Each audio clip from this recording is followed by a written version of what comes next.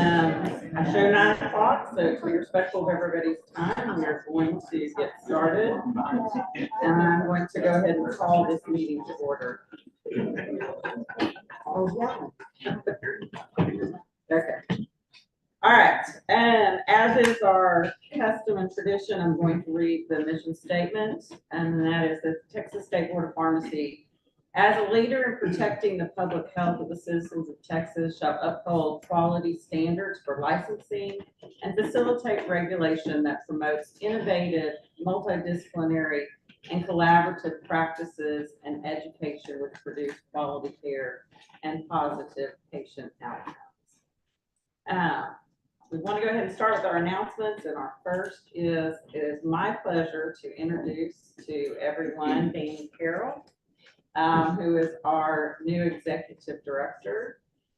He's a UT grad, comes to us from the hospital side, and we are very, very excited to have him in this role and for him to be part of the Texas State Board of Pharmacy. So.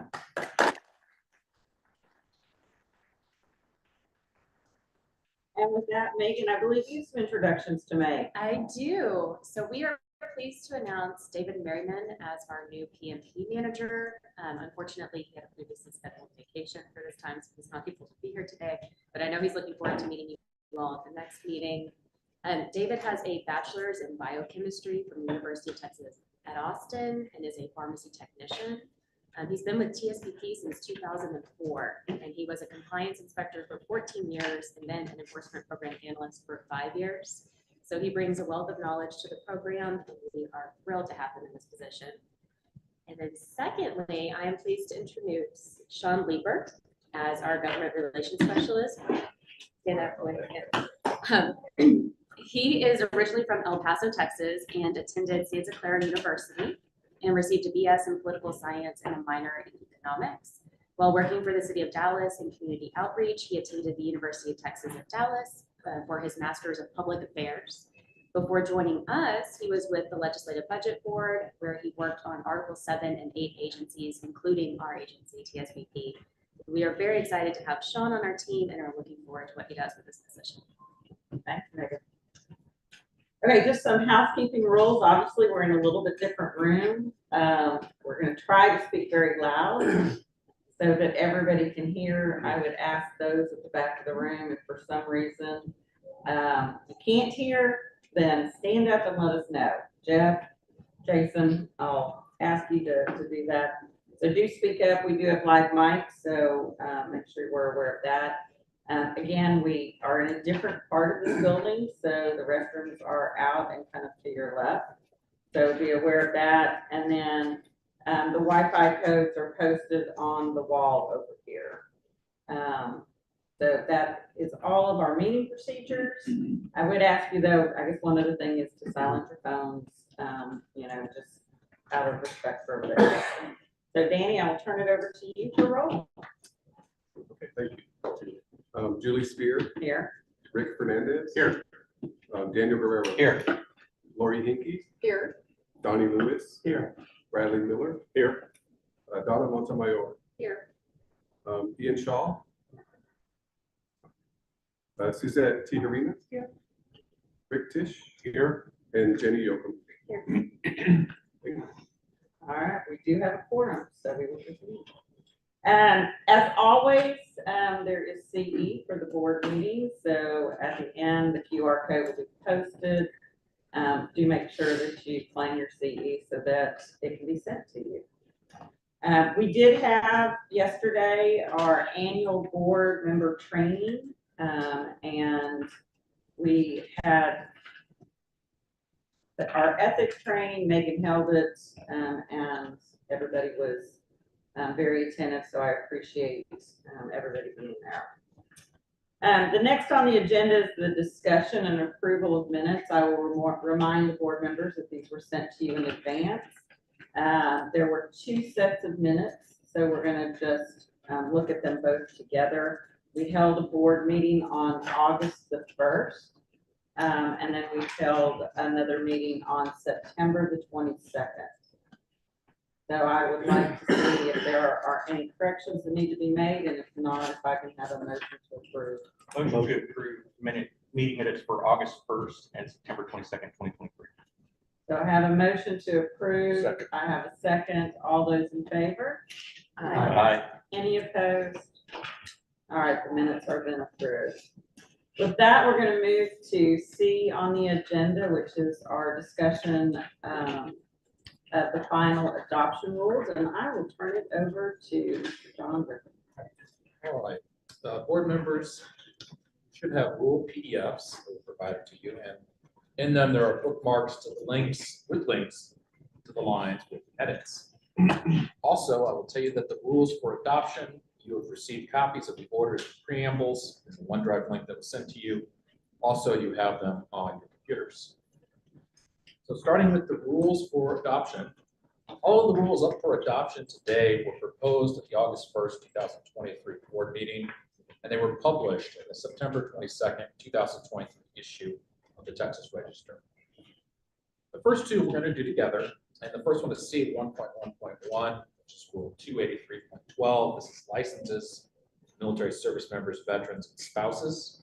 And what this essentially does is it adds the terms military service member regarding intern pharmacist licenses. And this is from Senate Bill 422, which amends Chapter 55 of the Occupations Code. So this is a statutory requirement from the past legislative session. Therefore, on lines 171 through 187 at multiple points, it adds the words military service member to the rule regarding how to obtain an intern pharmacist license. The next one that we're going to take together is C 1.1.2. This is Rule 297.10. This is for technician registrations for military service members, veterans, and spouses. Again, this is a statutory requirement from Senate Bill 422, which amends Chapter 55 of the Occupations Code. And again, we're simply adding the words military service member to the rule at multiple points. And so you'll see on lines 129 through 146, it adds those terms, adds the words military service member to the rule regarding how to obtain an intern pharmacy technician registration. And for both of these rules, there were no comments received. Board members, what is your pleasure? Discussion, questions? Motion to adopt. I'll make a motion to adopt these. We have a motion to adopt from Donnie. Do I have a second? Second. Second from Lori Hinkey. All those in favor? Aye. Any opposed? Motion carries. Don? Next one is C 1.2.1. This is regarding Rule 291.3 that regards required notifications. I will tell you that at the May board meeting, you directed us to bring rules regarding the printing of pharmacy license certificates. This was something that was recommended by the internal auditors. And these updates implement that recommendation that licenses be available electronically. These changes we're going to talk about remove the requirement to return a previously issued license to the board. And we already allow pharmacists and pharmacy technicians to print electronic licenses and registrations. We will now be allowing pharmacies to do the same. So on lines 54 and 82, it clarifies that the fee will be charged for processing the application for change of location and the application for change of name. On lines 50 and 78, it removes the requirement that the license be returned to the board. On line 107, it removes the requirement that the license be returned to the board by the previous owner. Also, in this rule, it clarifies the process that the pharmacy notify TSBP if it temporarily closes due to the loss of a pharmacist in charge, the PIC. That notice must be on a form provided by the board no later than the next business day after the PIC's departure. So on lines 267 and 271, it clarifies in rule the notification process for a temporary closing for the loss of a PIC. And we're going to discuss this in the next rule. We'll take these up together. But it clarifies notification be provided not later than the next business day after the day of departure of the PIC. So let's look at the next one. That's C 1.2.2 regarding Rule 291.5. This is regarding closing pharmacy. And as I mentioned, this provides some clarity regarding the temporary closing process. We're implementing the same change here that we talked about in 291.3 with the inclusion of language in the rule that clarifies the existing resource for non-operating pharmacies to be compliant while not having a PIC. Looking at the changes, you'll see on line 93, it adds the words temporary closing. And then on lines 99 through 109, it allows a pharmacy to temporarily close for lack of a PIC for no more than 30 days.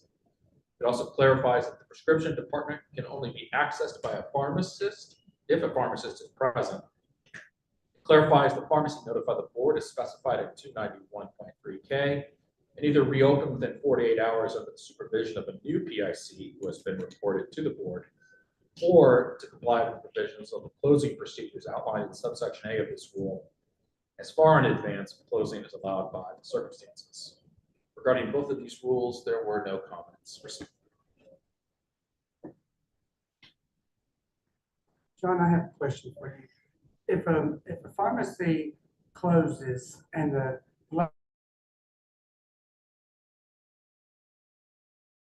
landowner property lock the pharmacy up due to, because we've had cases like that before. How does that affect the access of the department when a non-pharmacist owns that building? Well, they still have to, with this rule here, they would still have to comply with notifying us if they lost the PIC. You know, if they're not able to access the building, I don't know if that would possibly declare an emergency. So that gets into failure to operate.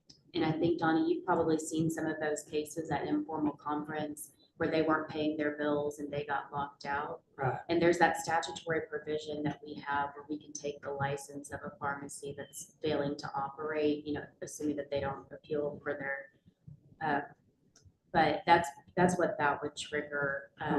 You know, a pharmacy can't cease to operate for longer than 30 days. So if they were able to resolve it within a 30-day period, they would be okay. But if that was extending out over a longer period of time, we would take care of that provision and utilize it to try to get that wrapped up.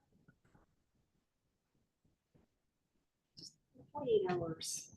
Say it's a Friday, at the end of the day. Is it like Monday, Tuesday business days then? Or is that, Yeah, is that allowable? I that guess? is. Okay. And I think you have to consider, it really isn't all that different than what we do right now. We use enforcement discretion. So, I mean, if it was 5 o'clock on a Friday, I don't think enforcement's gonna jump on them at 8 a.m. on a Monday.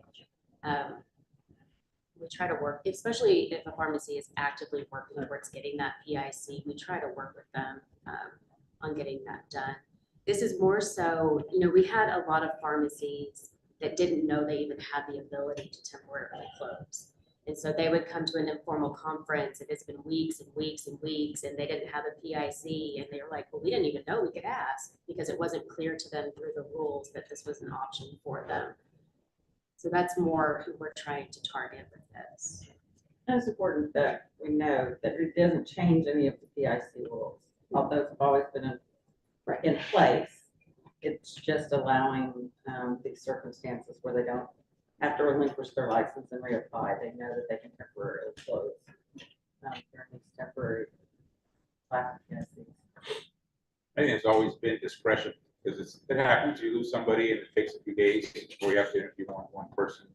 You know, you're not gonna shut it down while you're looking for a few days, as long as you're actively looking, and the discretion is necessarily call it out in the rules, but I think that's how the practice has been.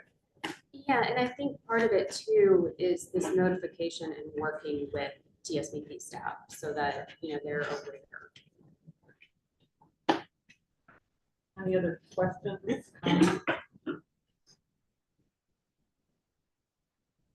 I will ask them for a motion to adopt. I move to adopt. Donna Warner made the motion to adopt. Rick Tisch is second. All those in favor? Aye. Any opposed? Motion carries. John? Madam President, the next three we're going to go through together. The first regard fees. The first one, C 1.3.1, regards 291.6, the pharmacy fees.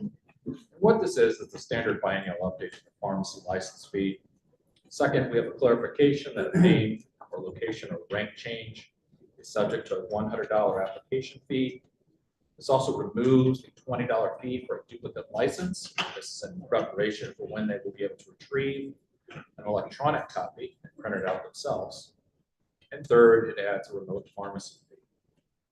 Looking at line 64, it includes the new pharmacy license fee for a new license at $583. Line 68, it sets the biennial renewal fee for a pharmacy license at $580. And on line 70, it clarifies the $100 is for the name / location / rank change. Talking about remote pharmacy services, they have grown and are growing. And that has resulted in an increased workload and staff hours. Therefore, on line 74, this sets a remote pharmacy services fee for an initial or renewed certificate to provide remote pharmacy services under 291.121. There are 4 types of remote pharmacy services here. The first one on line 77 is for a certificate to provide remote pharmacy services using automated pharmacy systems. That's $100. On line 79, for a certificate to provide remote pharmacy services using emergency medication kits. That's $50. On line 81, for a certificate to provide remote pharmacy services using telepharmacy systems. That's $150.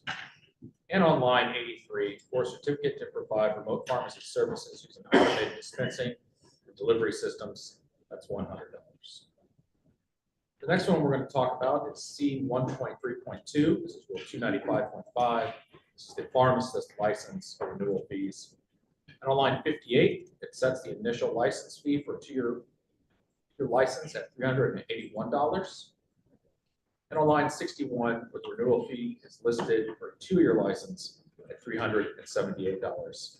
We are not addressing technicians with these rules because the recommendation was not to increase the technician fees. There were no comments received on either of these 2 rules regarding fees. Let's look at the next one too. C.1.3.3. This is 291.121 regarding remote pharmacy services.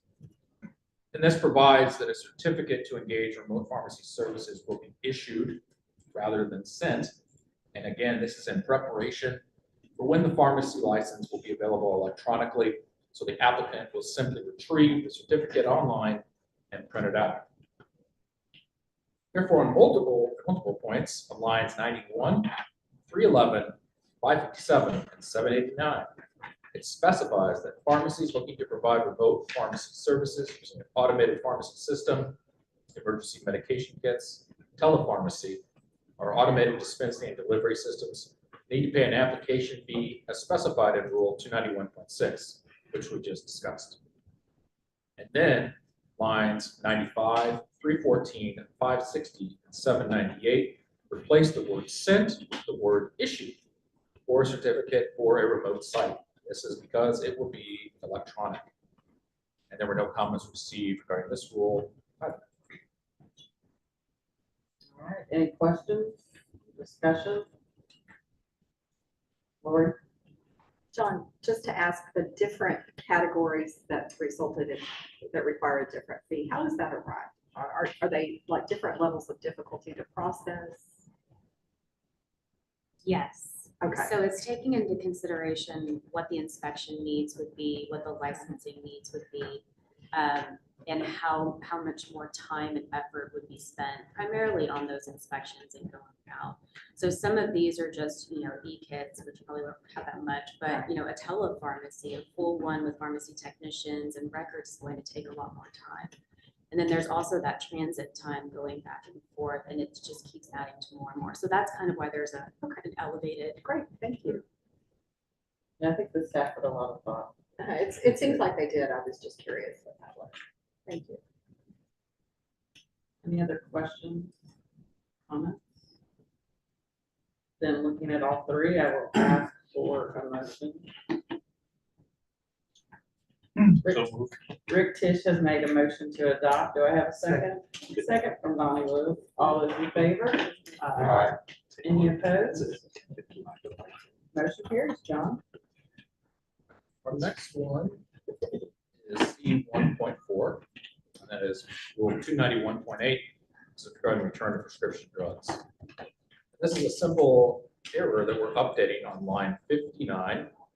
And it is changing the name of the Board of Nursing, which used to be the Board of Nurse Examiners. It's changing it to its proper name now, the Board of Nursing. And there were no comments received regarding this change. Any questions on that one? Pretty simple. Do I have a motion to adopt? Motion. Got a motion from Bradley and a second from Jenny. All those in favor? Aye. Any opposed? Motion carries. All right, John. Next one, Madam President, is C 1.5. This is regarding Rule 291.33, regarding operational standards of community pharmacies or Class A's. Specifically, we're going to talk about redistribution of donated prescription, prepackaged prescription drugs. And board members, you do have two versions in front of you. There is the version that was proposed in the Texas Register.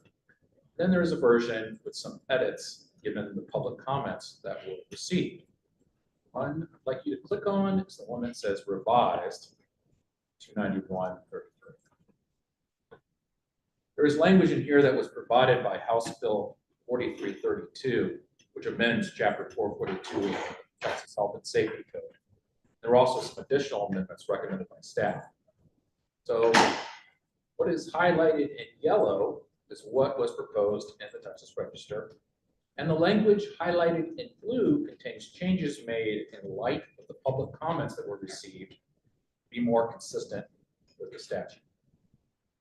So let's look at the changes. Line 552 allows a participating provider to dispense a donated prescription drug that is prepackaged and labeled in accordance with Chapter 442.0515 of the Health and Safety Code and this rule. Line 555 includes language providing that drugs may be prepackaged in quantities suitable for distribution to a recipient by a pharmacist, pharmacy technician, or pharmacy technician trainee under the direct supervision of a pharmacist. And this was language borrowed from 291.33, which is the prepackaging requirements for internal distribution. On lines 558 to 564 includes statutory language for the labels of such prepackaged prescription drugs being dispensed. That includes the brand name and strength of the drug, the participating provider's lot number, the participating provider's beyond use date, and the quantity of the drug if the quantity is greater than 1. On line 565, it requires records of prepackaged prescription drugs dispensed to a recipient shall be maintained, and it lists out all the requirements. Finally, on line 567 or 576, there's proposed language that stock packages, prepackaged units, and control records shall be quarantined together until checked or released by the pharmacist. This is to be consistent with prepackaging requirements of 291.33G. And we did receive one comment from George Lang with Serum, and there was support for the amendments, but also suggested some changes to certain terms and phrases for consistency with the statutory language. There were no additional comments received. Questions, comments, discussion? Hey, John, I have a question. To me, this is really important for an area where I worked in quite a bit on cancer research and cancer chemo, where patients no longer need those medications, and then they're so expensive. Is that this would accommodate using some of those medications? Is that right? Does it matter about what the drugs are? Doesn't seem like here. It's going to depend on that DSHS program. So I don't know if you remember that, Donnie. We looked at it a while back. Yeah. So it's still going to be that same thing where DSHS is going to be leading that program. But I think you're right that it has expanded quite a bit from the last time that we looked at it. I think that was one of the reasons why we looked at that before, was because of the cancer chemo. And I just thought I'd throw that out. Yeah. Any other questions, comments? We have a motion to adopt. Donna has made a motion to adopt and Donna has seconded. All those in favor? Any opposed? Motion carries. John? All right. Our next one is C 1.6 in regards to Rule 291.74 regarding operational standards, Class C or institutional pharmacies. Now, the board voted in November of 2020 to adopt this language that you'll see in fuchsia or purple to 291.74. There was a formatting issue when it was submitted to the Texas Register, and it was recently discovered that the adopted language was inadvertently left out of the final rule. Since it has been a couple of years since the initial adoption, we're bringing it back to you now to correct the omission. So on line 237, it adds the requirement that the average daily inpatient census shall be calculated by hospitals annually, immediately following the submission of the hospital's Medicare cost report, and the number used for purposes of subparagraph C2(1) and 2 of this paragraph shall be the average of inpatient daily census in the report and the previous reports for a 3-year period. Additionally, we did fix some grammatical errors while we were adjusting the rule. There were no comments received regarding the rule. Have a motion to adopt. Make that motion. Rick has made the motion. Donna has seconded. All those in favor? Aye.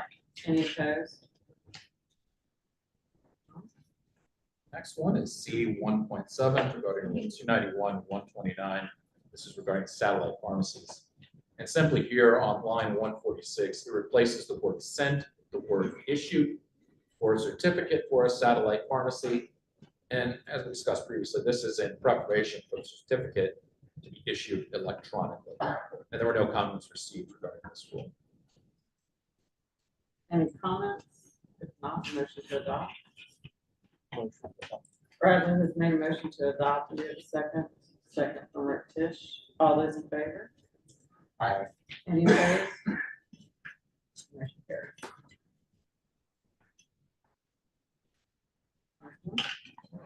President, the next two we're going to take together. The first one, C 1.8.1, 295.8, continuing education requirements.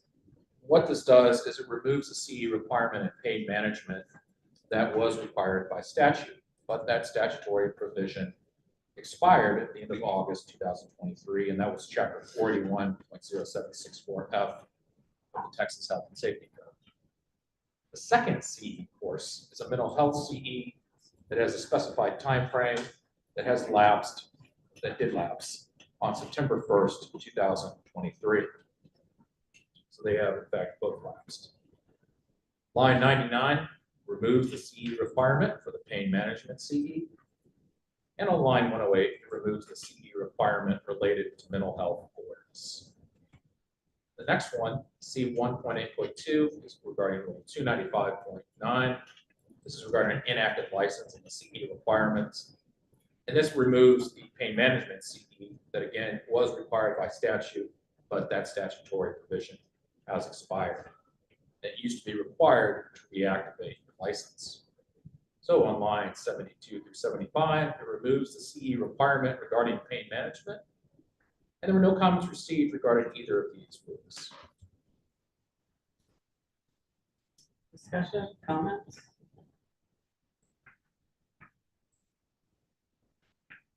We have a motion to adopt. Make a motion to adopt. Donna has made the motion to adopt. Don has seconded. All those in favor? Aye. All right, motion carries. I will make mention that the website's a great tool. Obviously, it didn't change the hours, total hours, but, you know, it's always got the information on there as to what's required. So I would just remind the board as well as those in the audience to use the website. John, would you like to take us through our proposed rules? Our first one is C 2.1. That regards Rule 283.9. These are amendments concerning fee requirements for licensure by examination, score transfer, and reciprocity. And we're talking about for pharmacists here. What this does is it clarifies how the board calculates the fee for failing to timely submit the initial renewal application and the license fee for a license to practice pharmacy. It also corrects some grammatical errors. This is not really a substantive change. It's merely updating the language to more accurately reflect how the fee for a delinquent license application is calculated. You're going to see that here in two places. The first one is line 63.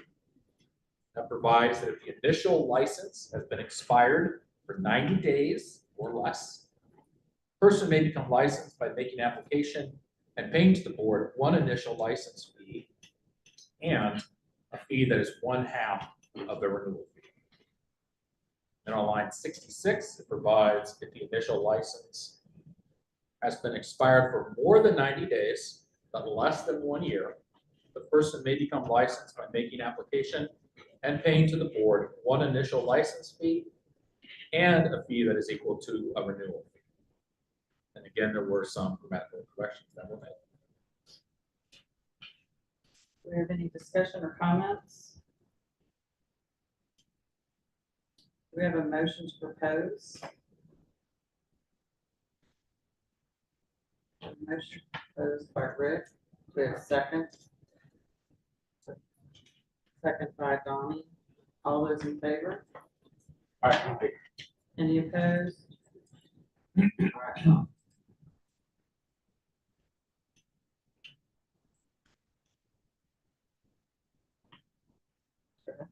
Oh, I didn't hear you. You're good. Our next two we're going to take together. And the first one is C.2.1.1, running 283.12. These are amendments concerning licenses for military service members, veterans, and spouses for a pharmacist license. And the green highlighting, you will see, is what was adopted today. Yellow is what we are proposing to add. We were asked to make these amendments by the governor's office, so that's why we're bringing this to you. And on line 149, the change is that it provides that the requirements and procedures authorized or required by Chapter 55 of the Texas Occupations Code do not modify or alter rights that may be provided under federal law. And C.2.2.2, 297.10, these are amendments concerning licenses for military service members, veterans, and spouses. This is for the technician registrations. Again, the green highlighting is what was adopted today. The yellow is what we are proposing. And on line 108, it essentially provides the same thing, that the requirements and procedures authorized or required by Chapter 55 of the Texas Occupations Code do not modify or alter rights that may be provided under federal law. And again, these are coming at the request of the governor's office. Comments or questions? Do we have a motion to propose? Motion.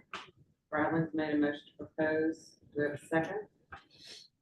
Rick Tisch has made a second. All those in favor? Any opposed? Here. Don? Our next one is C.2.3, and this regards a new rule. It's 291.12 concerning delivery of prescription drugs. This is a new rule. It was presented at the August board meeting, and there are, in fact, two versions of this rule. For PDF, there's option A and an option B. And when we get to the difference, I'm going to point that out and we'll switch to option B. Okay. We're looking at either one of them. On lines 6 through 7, this only applies to delivery by a Class A, Class AS, Class E, or Class ES pharmacy. Lines 8 through 10, it allows delivery by a common carrier or U.S. mail. And when delivering by mail, lines 11 through 13 set out that the prescription drugs be delivered to the patient or patient's agent in accordance with nationally recognized standards, such as those of the manufacturer or the United States Pharmacopoeia. On line 14, the packaging shall be in commercially available tamper-proof packages and tamper-evident mailers that are resistant to tearing and moisture. On line 17, it provides that the pharmacy has to ensure the integrity of any prescription drug requiring temperature control other than room temperature storage.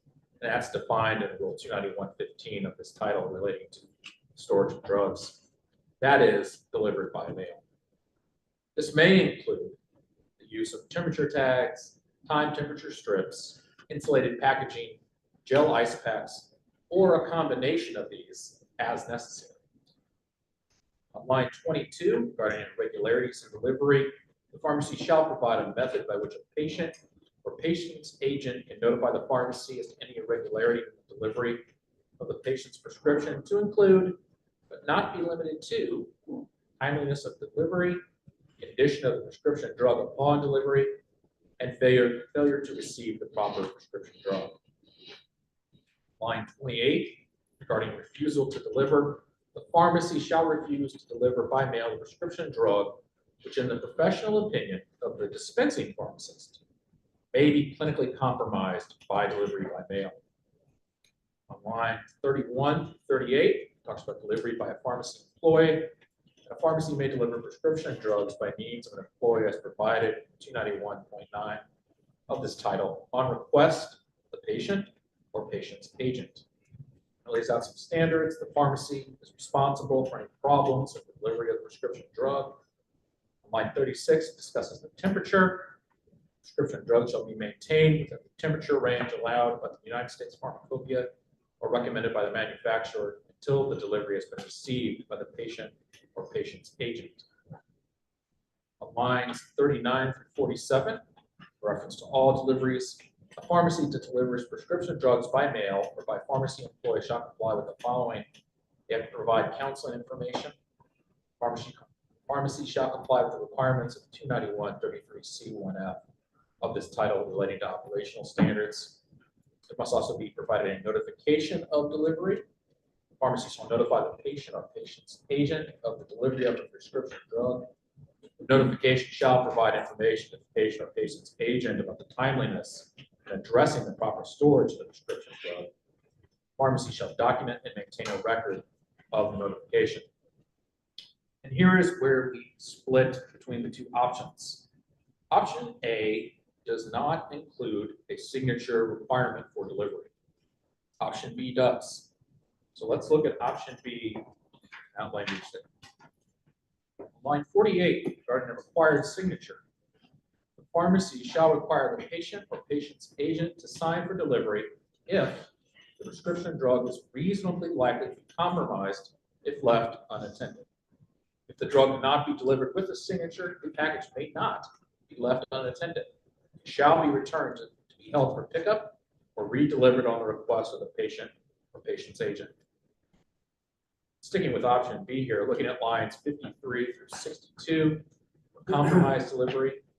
If a prescription drug is in any way compromised during delivery, the pharmacy shall replace the drug or arrange for the drug to be replaced, either by promptly delivering a replacement to the patient or by promptly contacting the prescriber to arrange for the drug to be dispensed to the patient by a pharmacy of the patient or patient's agent's choice. The pharmacy shall include the delivery, the procedures for the patient or patient's agent to follow if the prescription drug does not arrive in a timely manner, or if the integrity of the packaging of the prescription drug has been compromised during delivery. Lines 63 through 67 discusses the records that the pharmacy shall maintain 2 years on the following events.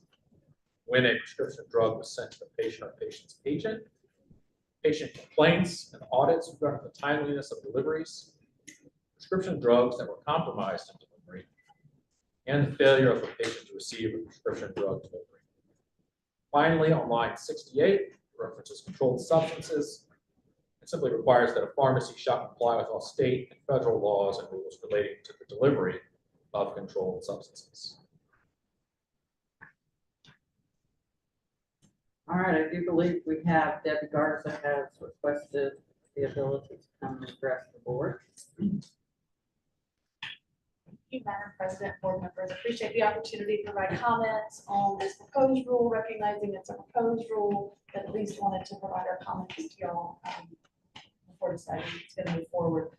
First, I appreciate y'all taking into consideration the remarks we made at the last board meeting when it was up for final adoption, as it related to recognizing there's a difference between mailing prescriptions versus delivering by a pharmacy employee or a courier service that that pharmacy contracts with, getting it there to them that day. So I recognize that it has been separated, but a lot of the things we commented on that was problematic and would be costly and be concerning for our members who deliver, both those in independent pharmacies and chain pharmacies, that's still there.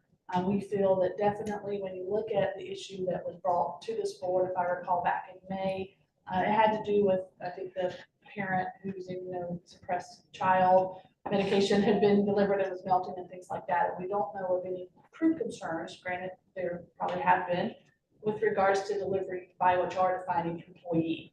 So I really think that the risk issue tends to be more of the mail delivery versus the delivery by employee. Not to mention, in most cases, people know if something's wrong with the pharmacy they're using locally, they know easily how to go and get that remedy and address the issue. So with that, I'm going to speak to version 2 that y'all are looking at, and just point out a few things. And again, being that this just came out late on Wednesday, I didn't have an opportunity to type all the comments up, but I did want to get on the record to be able to at least provide them orally. So appreciate that, but happy to share with board staff as it relates to anything they choose to do with this. But first off, we think there should be some definition just of common carrier when you talk about the delivery by mail V1 standards, the V1, excuse me. And particularly keep in mind any outliers. We know that there's going to be some discussion later today from one of the pilots going on with drones and other types of delivery. So there is some question like, where does that fit into these rules?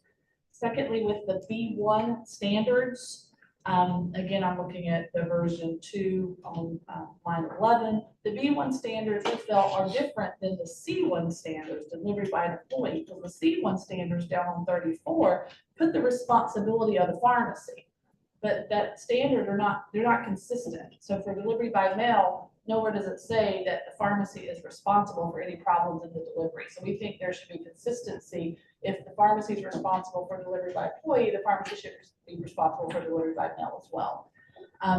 Then whenever we talk about the packaging, we brought this up at the August meeting too. There's a difference between tamper-proof and tamper-evident. And even if you Google and read all about that, which I've done to understand the difference, nothing is really tamper-proof, right? Unless maybe it's some kind of metal, big lockbox safe, right? So we think that tamper-evident is the best word because otherwise it creates confusion. Or maybe the word or as opposed to and, tamper-proof and tamper-evident. What's common out there is tamper-evident. With regards to temperature on the B2, that also is related again in the C2.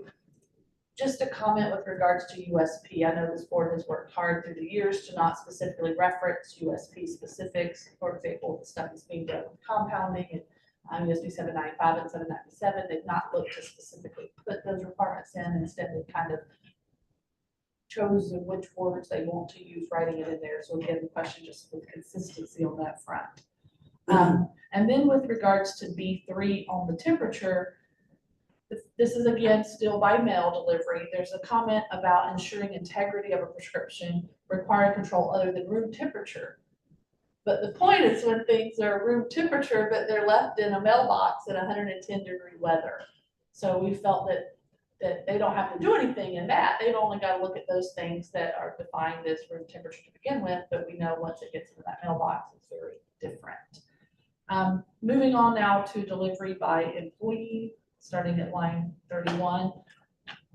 We want to make sure there's maybe a definition of delivery by employee, because does that mean an employee versus a contractor? Maybe somebody gets a 1099 versus a courier service that you stat delivery or one of those. So we're just wanting some clarification as to what that means, because the way it's reading is it's that employee, i.e. my person that's on my payroll. Standards are already addressed as it related to not being consistent with the delivery by pharmacy employee being totally responsible. Already commented on just the USP part on the C2. Moving on to then all the deliveries, which is line 39 on the second version D. So I'm referencing both the B2 and the B3 for the notification of delivery and required signature.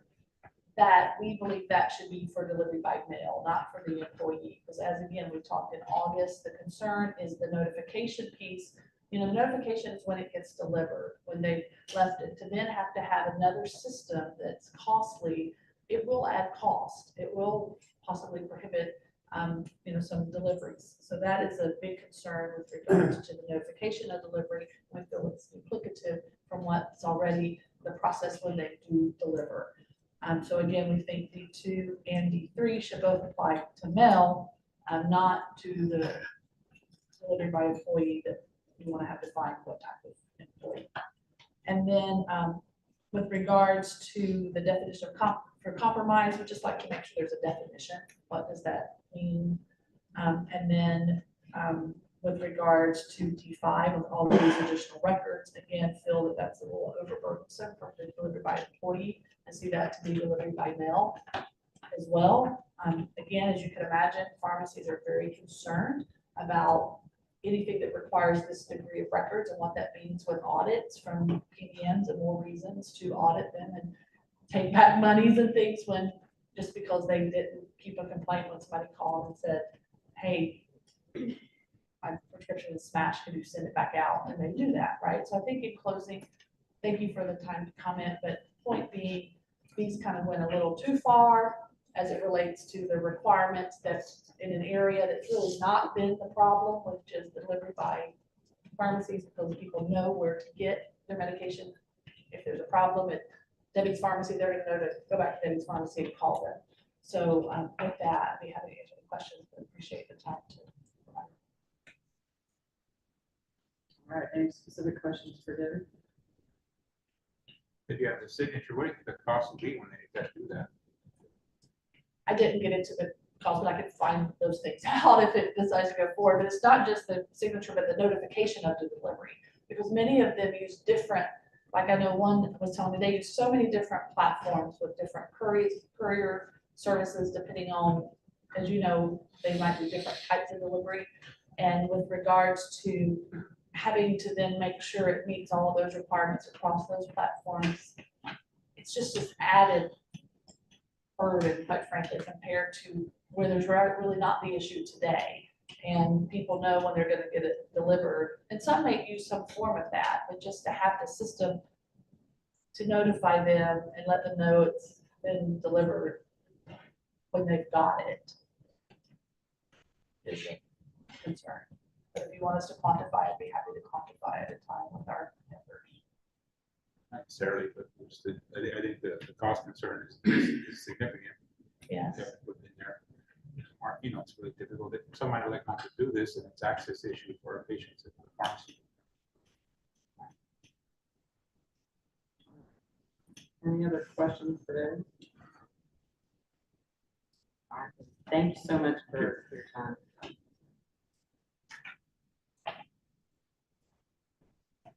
All right, so questions, comments? I have a question. Yes. So the intent of this item for today is to determine whether or not it continues through the process, not necessarily immediate adoption. Is that accurate? So this would just be proposed. So there are several things that could occur. We could take it back to staff and ask for, additional work to be done. We could propose it forward so that it goes for, public comment, and then it would be up for adoption next time. If it's not substantive, we could ask for changes now, but that. The term,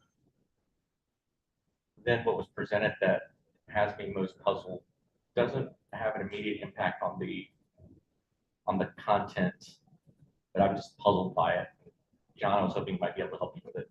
On option B, line 49, the term that just kind of jumps at me as, what does that mean?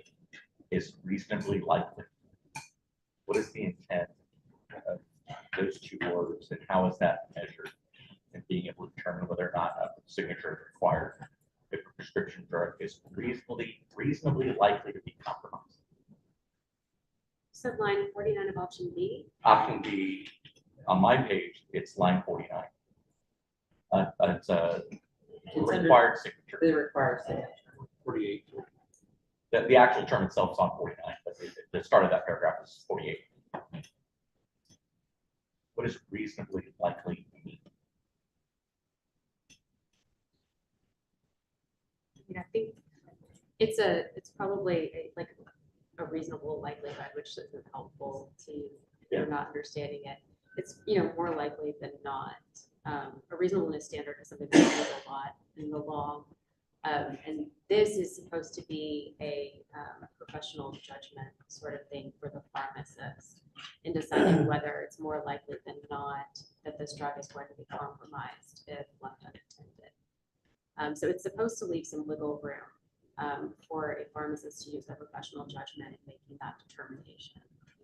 So I think what Debbie was bringing forward about the definition of compromise, that really kind of ties those together. It's difficult to determine what's reasonably likely if as Debbie was indicating, there isn't a specific definition of compromise. We could look at changing that word. I think it was chosen because other states have used that language in their delivery rules that they put forward. And we were trying to get some consistency across there, but I mean, adulterated would probably be the same thing. We could look at different words that could be used that might be more available to the pharmacy vocabulary. I know as a non-pharmacist reading it, I have no idea what that means. So I agree with what Debbie's saying about the inconsistency in the language and needing a little bit more specificity on what this means so that I can then understand what is reasonably likely. Yeah, I think that, and I'll kind of maybe give an example to maybe help you out. So I think what we're looking at is the pharmacist's professional judgment. You're gonna have it delivered to Mrs. Smith. And Mrs. Smith's at work, but she's asked you to, leave it in her mailbox. And you know that, it should be kept at a certain temperature, but it's 110 degrees outside, going back to Debbie's example. So you know that there's going to be a period, if it's delivered at noon, and she's not going to be home until 5, that there will be 5 hours that it will be exposed to this temperature. So have you, as a pharmacist, put, John gave several ways, gel packs or whatever. Yeah. Have you protected it against that 110 degree temperature? Or in your professional judgment, which is the other part of where the rule is, do you tell Mrs. Smith, I don't feel comfortable delivering this due to the fact you're not going to be at home because there's reasonable likelihood that it would be compromised due to the temperature of the day. So that's where, we tried to leave it, or staff tried to leave it so that the pharmacist could have that conversation, but also use their judgment on should it be delivered or should it not? Does that kind of make sense? It does actually makes it a little bit more. I see compromise as meaning a whole bunch of different things. You're describing the various elements that are outside of your immediate control that can impact the viability of the prescription. When I read compromise, I'm also thinking of the potential of it being taken or taken by somebody that wasn't intended to be received by. And this is in regards to that signature. It's broad. Yeah, right. That's what you're saying. I mean, if you ask me, I wouldn't even have the section there at all. And be part of the notification. Which section? This section is 948, referring to signature component here, which pharmacist feels that may not be delivered, shouldn't be delivered. You can not put it on the patient to make that decision about whether they want to receive it. I am troubled also by the term compromise. What that means. But the notification of delivery is where you could capture this information up front and just have that information already stated, or it states there.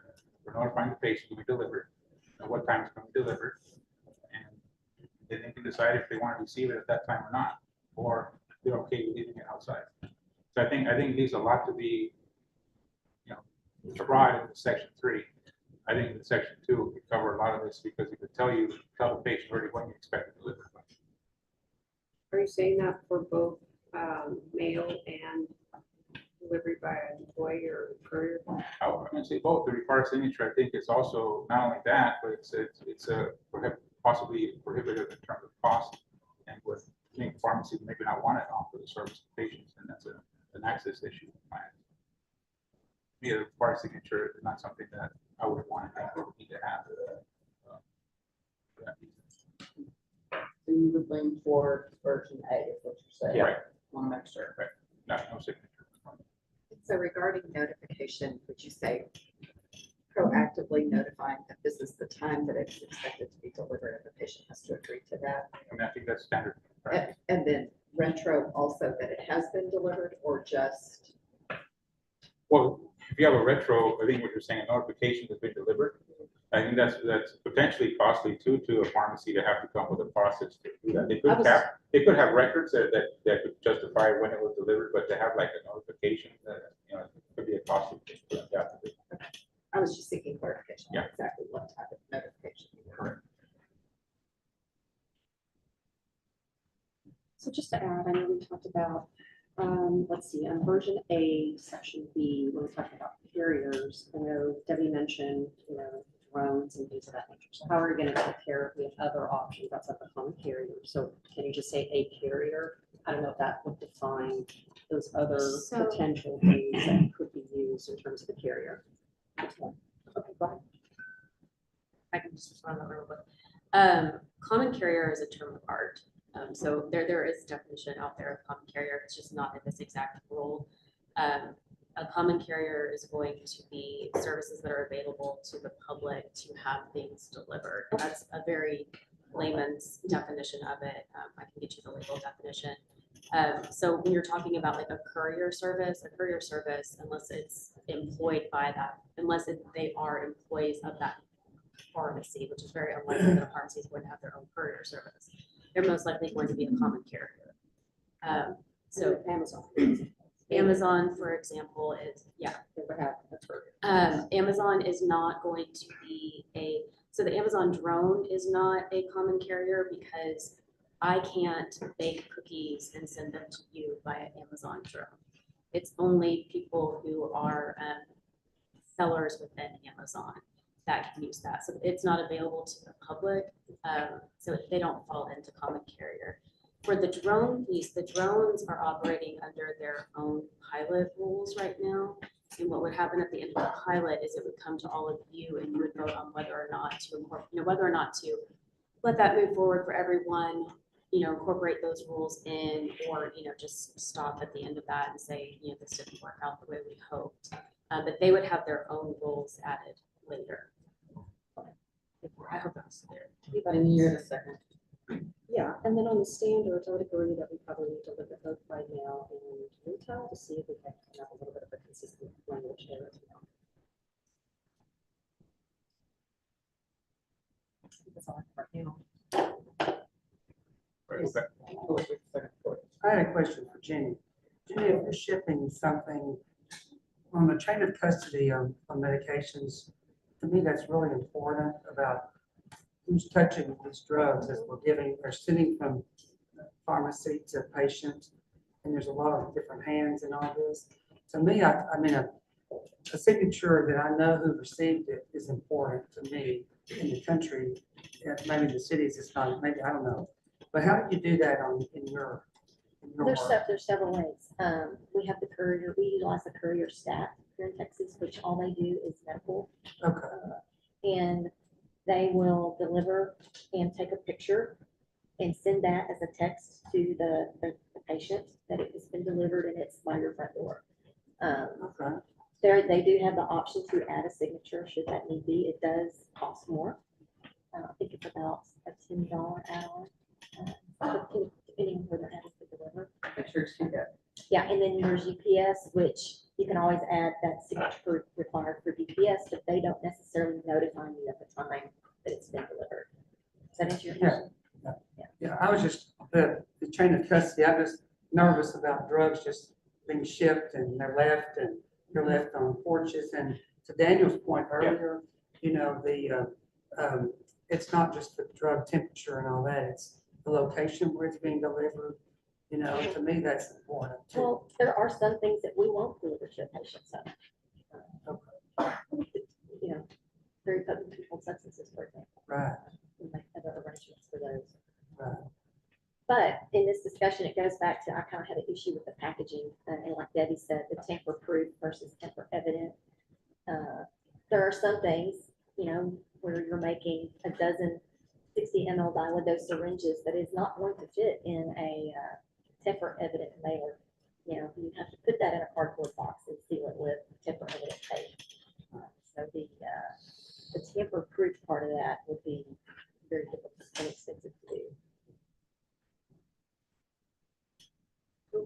regards to pharmacy employee versus common carrier, it sounded like what Megan said, common carrier is anybody that anybody can use, right? So when a pharmacy employs a courier service to do their local deliveries, do we have to clarify that, or is that just by saying it's pharmacy employee, like, and we're paying for it, pharmacy's paying for it, then that means that? Well, they're not employees though. And I think that's the terminology. They're a contractor. You're contracting with them basically, or you're paying them for a service. They're not your employee. And so they're in the common carrier part. So then, So it should be. do we need common to carrier, yeah. clarify that, because a lot of people use someone else to do the delivery for them locally? Yeah, I think the way that it's written, they're gonna fall into delivery by mail, use of a common carrier or US mail. But unless that's you not need to by change mail it. necessarily. I mean, when you say mail, to me, that's, you went and sent it off at a post office, FedEx, UPS, and then you have no control. Versus I handed it off to Suzette, who's works for the courier service that I employ, and she went straight to Jenny's house. And I know that happened, kind of thing. It So are you just wanting feels very restricting to just say pharmacy employee for local type deliveries for independents and whatnot, where they hire service. So you're wanting to move courier service out of top and into the second category with employee? I think what she's trying to say, and correct me if I'm wrong, is that on line 39, that it should read all deliveries, the pharmacy that delivers prescription drugs by mail, common carrier, or by pharmacy employee shall also comply with the following. Is that what you're trying to? I'm talking about Delivery. where Right. right under, C31. yes, delivery by pharmacy employee. So to me, that's different from the top that's about mail. It feels like we divided it out to mail and then like local delivery, basically. But yet we put a restriction on the local people that they can't use, you know, a courier service or somebody that's a 1099 or whatever, contractor type thing. I think I don't think we intended, the word mail, again, is something that we pulled from another state rule. The way that it's written, we were lumping in courier services with mail. So if you're wanting to move that into the same category as delivery by pharmacy employee, we'd have to pull it out of B and move it into C. The common courier meaning carrier is a courier service, is that what you're telling me? Yes, a courier service would be a common carrier. Gotcha. You know, in the real world, we've seen taxis go to the pharmacy, get a prescription for Mary Smith and deliver it to Mary Smith, a taxi service. And would that be, Well, can anyone do that? That would be the patient That's as an agent. Agent. is acting, the Yeah. taxi is acting as an agent of the patient. Send somebody. That's not the pharmacy delivery. Yeah. So that's. sometimes the pharmacy does hire a taxi service to do it. But to go back, I think that we are kind of missing the point here. And we made a whole bunch of rules, but we're still not, we're not getting to the fact that it's the temperature thing of sending something out, having no idea what time it gets there. Patient doesn't know when it's gonna get there, and it sits somewhere for 5 hours and gets hot, and then it's no good. We have a bunch of stuff about notifying and whatnot, but the temperature control other than room temperature just says that I'm worried about things that go in the refrigerator. Well, no, I'm worried about anything that I send out that sits in a mailbox and gets 150 degrees in Texas. It's 110 outside. So I don't know that we necessarily got to that in all of these other separate rules, and we added a bunch of things to, notify this, keep a log of the notifications, keep a log of the complaints, we added all these other things, but we didn't really solve the problem of don't send something out and just let it go out and we don't have any clue what's happening to it. Well, the pharmacist is in charge of that Since decision. you have the language there, that the He pharmacy. doesn't have to send anything out if he's. Well, yeah, but if we say that, okay, now I'm gonna say, well, I don't have to send it out because I don't want it to get hot, then that means I can't deliver anymore, and now somebody's not gonna get their medicine. I mean, I think there's a proper way to send out the product. I mean, if the local guys, they carry coolers or whatever, you know, that kind of thing. It's not that it can't be done, I just don't think we wrote it right. I think it needs massaging on the writing. I agree. So, Couple of things, Julie, before we move. go ahead. I think there's a difference, we gotta specify the carrier and the courier. Okay, they're not the same, I know they're different. Yeah, maybe if we do that, we have to make sure we're consistent, with that is. Because I think that falls into the mail definition we're trying to figure out. Carrier is, carries it out for you. Courier is a company, or, it's why, I don't want to split hairs on that kind of stuff, but, you know, I think that they're not really the same. They're not. And I can give you more information on that, but yeah, there is a definition of common carrier that would include couriers. But we can break that apart if that's what y'all want. The USP comment, are we using USP, is that? We reference USP in other areas as well. So this isn't an adoption of a chapter of USP. And I think if you look at, let's see, let's say line 11, right? This is where it says, well, maybe 12, like with nationally recognized standards such as those of the manufacturer or the USP. It's pointing out what types of nationally recognized standards are out there that may be utilized. It's not saying use USP. And there might be others, but I mean, throughout our rules, there are times when we refer to USP. It's not an adoption of a full chapter. So if a prescription is not delivered, for whatever reason, it has to come back, where does the medication go between there? Is that something that is specified where it's sitting up? Go back in the warehouse somewhere before it goes to the pharmacy, or there's not a non-delivery? I don't know if we have to specify that or not, because then you don't know really what happens after that. We sit in a situation where it's not going to be safety after that. We don't have any allowance for that. It's probably more technical than we probably want to get into. Yeah, we don't have that in the rule right now. I think it would be kind of like you're saying, right, kind of technical to try to figure out all of the different ways that could play out. It is the pharmacy's property, so I would hope that it goes back to the pharmacy at some point and is handled in consideration of the fact that it's probably been not the right temperature. I think one of the other things, and we're talking about room temperature, we have to consider that some of these products are made overseas. There's a transit time. There's, all these things are moving across different areas. We don't really know the chain of command or chain of product moving through all of the environment, right? So there are a lot of environmental impacts for products that are moving through our processes, right?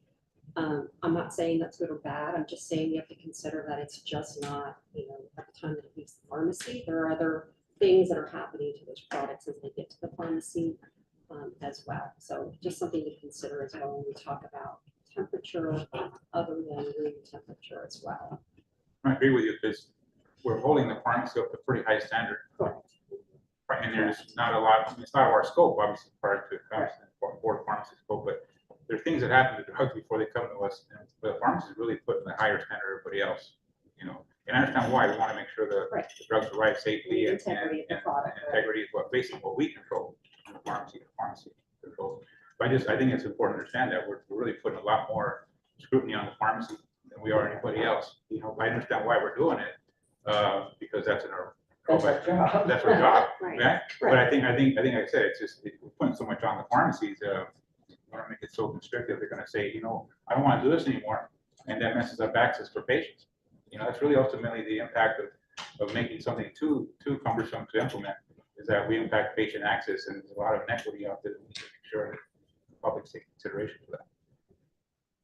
I think we don't want to make it too cumbersome, but I do think that regardless, once we get the product, it's our product.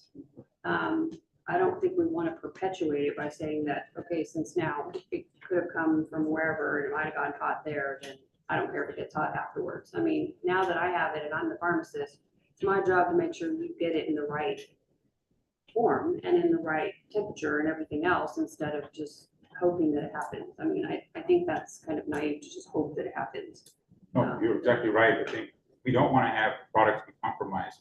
Right, so I think we need to set some standard to say that you can't just leave it somewhere in the sun or whatever. I mean, you just can't, whatever it is. Well, and if you think about it, all manufacturers, and I think this goes back to a little bit about what Suzette was talking about, all manufacturers have stability studies. And I know that for, you know, X number of hours, you can have a temperature excursion. But that goes back to that pharmacist's professional judgment. And yes, we hold ourselves, we hold our pharmacists to a higher standard because we have to protect the public. So it goes back to that, if in doubt, you know, make sure you do your research to know before you send it out. I think that we do have the comment here that the pharmacist makes the decision whether they want to deliver it or not, based on the circumstances of the delivery. We're talking about two different things though, because when I send it out from, and I give it to a courier, whatever I'm gonna call a contractor, whatever it is, and it gets it to your house, that's one thing. And then whether or not you're there or not, Right. ahead of that, I should know that, right? Julie, you said you're gonna be there or not there, I'm gonna leave it or not leave it, so I make that decision, right? Versus you put it in the mail, and I don't know exactly when it's getting there. So, I mean, am I gonna sit there for 3 days and wait? Because if, you know, I mean, that's where I think there's a difference in that I know I'm handing it from one place to the other versus I'm handing it off and it goes off wherever, and then I might get it, and then it might sit, you know, otherwise we'd have to say no deliveries in Texas after March. I mean, Well, it goes both ways. But You you know, have you call- you have you call information it here about notification of delivery. The notification of delivery here says you notify them. Right. Right. There's a. I mean, it doesn't say, it's gonna say it's gonna take. it's coming. Between Tuesday to Thursday, it's gonna say it's coming today. You know, at a certain time it should be there. You know, I think that's really what notification delivery will get that. So then mail order, if I say to you, I'm not gonna be there when mail gets there because I'm at work, then I can't get mail order anymore Now, because. you make the decision if you want to accept the order. Right, make but that- you sometimes I make don't that- have that decision because I have to get it from. Well, you mail can order. always request a patient signature, right? It's not like you don't have an option to say, don't deliver it until I sign for it. I mean, there are options like that that are available. Yeah, the patient always chooses at the end if they want to Right, receive but it. that adds cost if you're adding the signature. So that's what I'm saying is that you either add a signature and add the cost, or you say, well, I can't deliver it to you because you're not gonna be there during the day because you work. And I'm sorry, I have no higher get your medicine because you have to get it through. But there's always the option to deliver to their place of employment if it's We'll allowed. make alternate adjustments for it. I mean, we could go round and round about it. There's all kinds of circumstances. You're right. How many patient notifications have we received for issues for temperature by the board, the board? I'd have to look into that. What I don't necessarily want to do is get really into the weeds of something, really try and do the right thing. If we've had one or none, because one's too many, I get that, but being reasonable, you know, may have not had any in 3 years. Last time we asked, there were 4 incidences and they weren't all temperature related. Right, you make a service issue of some sort, Correct. or Right. failure to respond to a remember concern, right? I So- think Marilyn brought them. Ultimately, we do want to have safety, you know, Correct. that's what we're trying to talk about. This is why it gets complicated, because we try What to does the account for average everything. person actually call the board and say, my stuff got here hot? You know, they're gonna call the pharmacy and then the pharmacy takes care of it, which we have some provisions in there for that. But I mean, I don't think we can say that just because the board didn't get on board that it's not. Average it comes to. Megan, is there enough, has there been enough this discussion for the staff to rework this? No. So I think we're gonna need some, this, if we take it back to rework, this is gonna be our 3rd time to rework. And I don't think we're very clear on what y'all want. So I think we're gonna need some help and some guidance on what it is that you're hoping to get back from us. That was gonna be my question, is that, does this justify the potential of having a subcommittee of the board work with staff to come up with some level of solution to bring back as future meetings.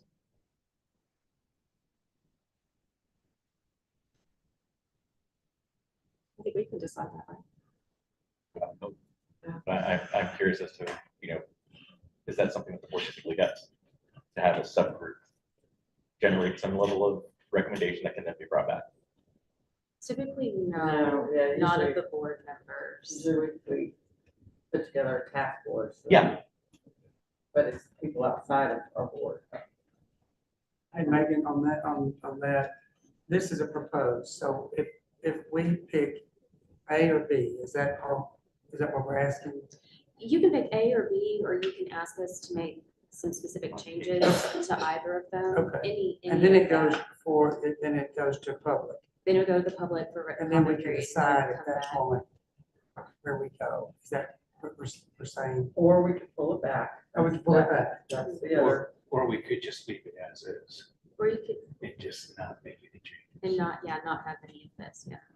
Because what initiated this was comments from the public indicating a specific circumstance in which. What actually started it was a discussion of board members after, not this year's, but last year's district meeting, where there was discussion at the NABC district meeting. And so there was discussion here with a suggestion that we should possibly develop some rule.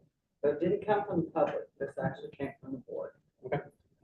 And then you're right that there was public comment. But there was afterwards. public comment after. Because I wasn't involved in that initial conversation. That's come up before. I think we discussed it in 16. In 16, wasn't involved in that conversation. Wasn't here. So, And yes, sir. finally, on line 39, where it talks about all deliveries, I'm on option A here. It says pharmacy that delivers prescription drugs by mail. So has there been any thought about what the label says? Because if it says from ABC Pharmacy and it's being mailed out, there's a good possibility that it could be compromised, it could be stolen. Patient never gets it. Because people do steal packages. And, if this is in a box, does it say on the outside of the box, HEB Pharmacy? Or Normally, it's not identified. something like that? Not identified. You don't know who it's from.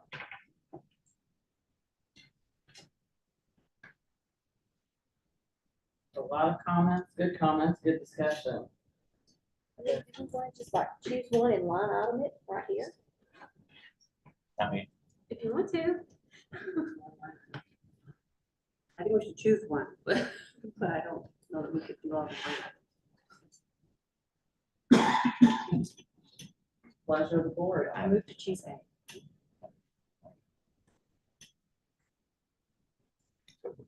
So we have a motion for, what was the motion? I was distracted by Richard. Suzette has made a motion that we should go with version A, which is the version that does not require a signature. Leave version A as is. I'm sorry. Leave version A as it's written. Suzette, would you also, is that with the additional confirmation of what compromised delivery is, or some of these Well, I discussions that we guess just there's a lot had? of discussion around it. I think we said, which one did we go with to maybe potentially do modifications on? If needed? Yeah, if I understood correctly, I don't think Suzette is motioning to propose. I think she's motioning to work off of option A.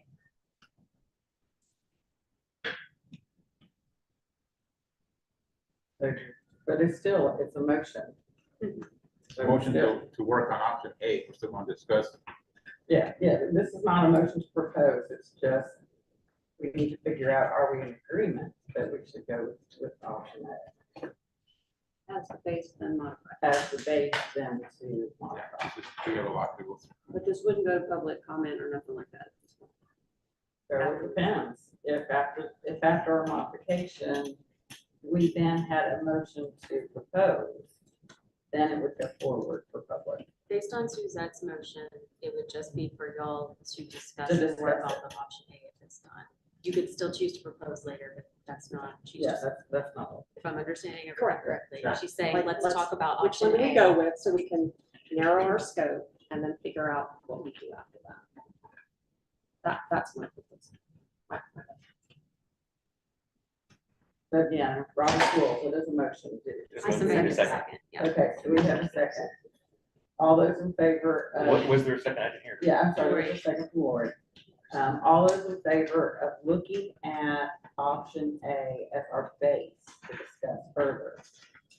All those in favor? All those opposed? No. All right, so that we've got non-unanimous votes, that Daniel, has voted that we should look at B. No, I did not say that. I don't like either of them. Okay, I mean, of the two, I prefer B because of the signature based upon what Donnie was referring to earlier, that chain of custody. That's the one I'd lean more heavily towards, but option A, I would have go for it. all right, so we have a motion, we have a vote to go forward. So looking at option A and looking at the current wording, do we have a discussion as to where we should start as far as Work our way down a little bit. changes? I would first look at 14 or 15, where it says tamper proof. Actually, can we start Higher, sorry at about that. line 8? Mhm. Because this was, Oh, yes. Donna's concern, delivery by mail, and that word mail. So I think there needs to be something in here that delineates that common courier carrier situation, whether you're doing off to US mail, UPS, that kind of thing, versus you hire contractors to do things for your local store. That delineation. So you want to delineate between, FedEx, UPS, Right. USPS, all of that, and a courier service. So delineate, you would call them out? Yeah, and we'll have to look at the wording on that, but yeah, it sounds like we would be carving out courier service. Is that limit us to anything? Only to those, right? Speak up just a little bit. Does that limit us only to those then? Well, I think what we would likely do is change, common carrier or the US mail with the exception of courier, I don't know if they're 100%, the exception of courier service, and then add courier service to a later one.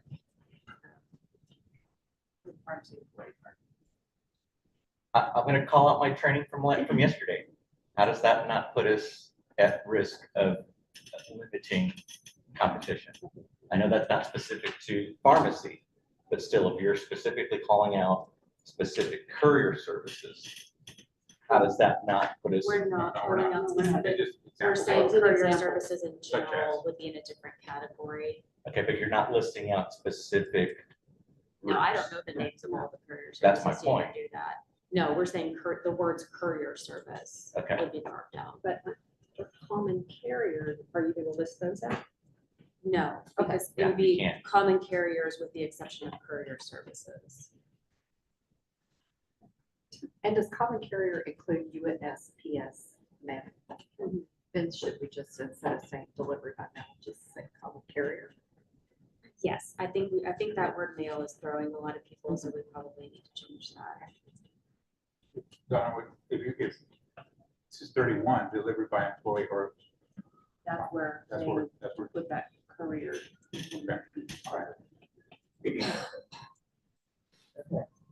So then you had the next line, or in 14, you want to take out, if I'm correct, if I'm hearing correctly, I'll ask you to call me out if I'm not, is that we will take out tamper proof and leave in tamper evident mail, which then would encompass your tamper resistant tape. Right, tamper proof. The pharmacy shall ensure that prescription drugs are packaged in tamper-evident packages.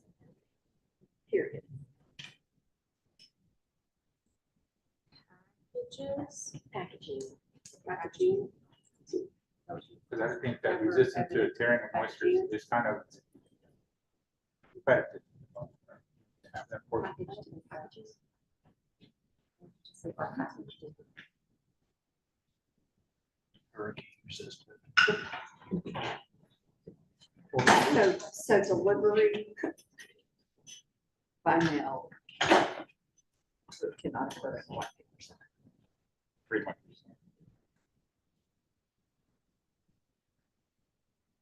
I'm sorry, so we're just taking out tamper proof Yes. and just leaving it tamper evident mailers. I think Jimmy was also saying to take out mailers and change it to packaging, so it would allow for the tamper evident tape.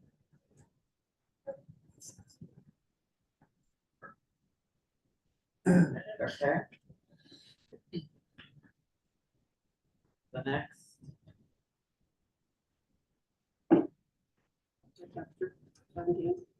that was it. Line 18, remove other than room temperature storage. So basically, the pharmacy shall ensure the integrity of any prescription. Requiring temperature control as defined in 291.15.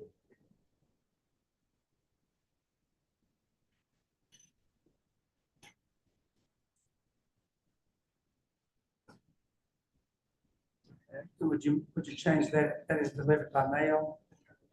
Whenever, whenever we come up with that new term Yes. to replace the word mail, that's upsetting everybody, we're gonna stick, we'll just change that Okay, throughout. thank you.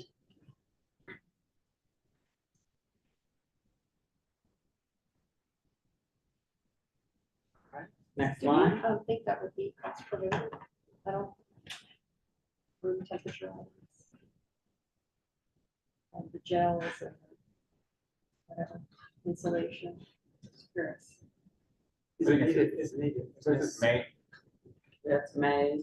include without necessary. But above it, it says the pharmacy shall ensure the integrity. Different things. Don't have to figure it out yet. They would have to determine what that.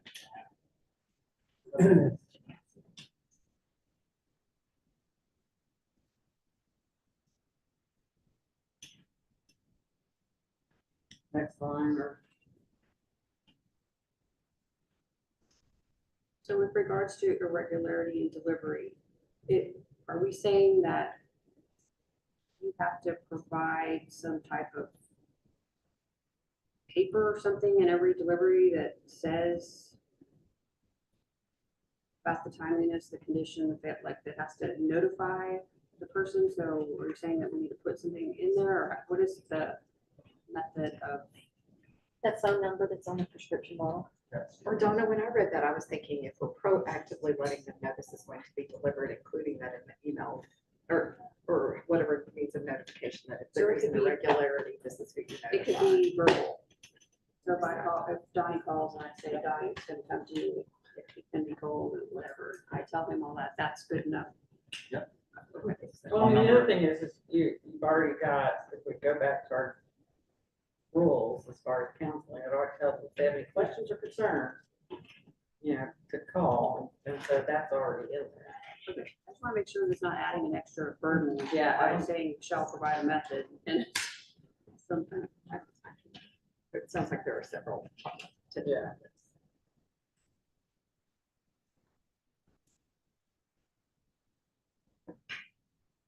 Right, says pharmacists can refuse to deliver if they feel it's not appropriate, right? Right. Okay. And this is only, are we gonna change it everywhere it says mail or whatever you're saying?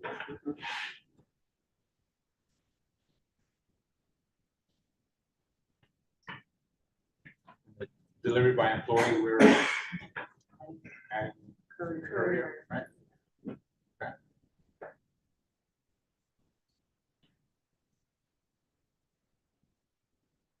And on 37, USP, just as a call out, that's the adopting. Yeah, it's just a reference. So on 37, it saying that it has to be within a temperature range that USP allows or that's recommended by the manufacturer. So it's giving two options for the ranges. And referencing USP in this instance covers any medication that's compounded. Oh, okay. Good call. But I do have a problem with line 38. Until Okay. the delivery has been received by the patient or patient agents. Just some scenarios I've experienced where it's been delivered to the patient's home and the teenage son received it, just threw it on the couch and didn't put it in the refrigerator.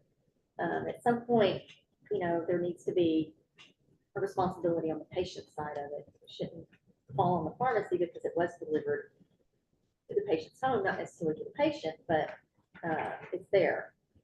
So I have an issue with that wording. So is there a label on your box when you do that that says needs to be refrigerated upon receipt? Is that, it says that Usually, usually?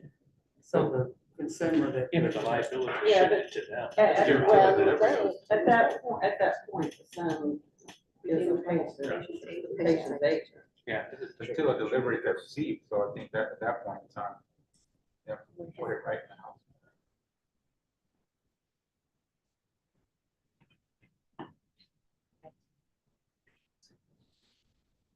Give it to your spouse.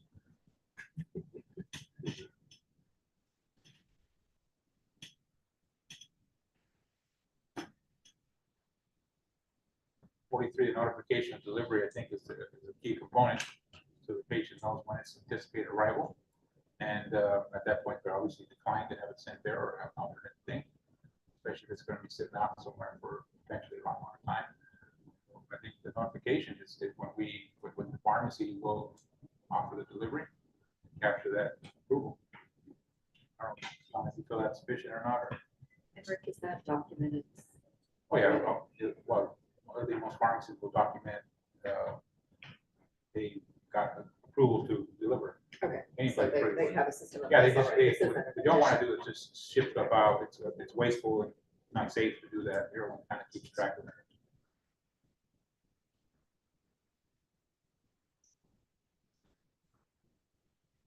Like to leave personal opinion here, up for discussion, obviously, but I think that we leave that as loose as possible. That's what I'm trying to get at. So, but does that, maintaining a record doesn't make us have to be specific or anything? Just that's general enough? I don't believe so. I'm just general. Well, in Jimmy's store situation, she keeps all those records anyway. well, if Julie calls me and wants a refill, I'm writing it down, refill, delivered to home, or mail by mail, But or. even when they sign for the medications that they give, when the carrier takes the care, you've got all that documentation. And You if keep all and if that. it's UPS, you have the tracking number Receipts, sticker, yes. and yes, we have all that. This does protect the patient from pharmacy just shipping stuff out. So,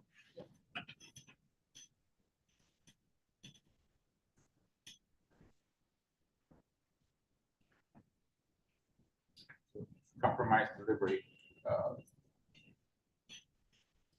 pharmacy replaces, right? Concern to anybody the way it's written here?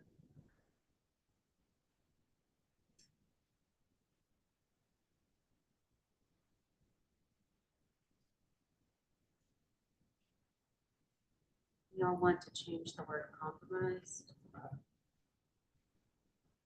Well, that's it. Here it implies that the pharmacy is agreement that it was, If it's compromised in any way, whether it sat on the porch, the patient was notified that it was delivered at 10 to the wrong a.m. house Yeah. first, or whatever. Compromised. I don't know if we need to have a better word than that. I don't know. Yeah, I don't know what word could be changed to, though. That's the problem. But it does protect the patient here also. It says, well, the pharmacy is going to replace it. That's ultimately the protection we're looking for. Protect the public here.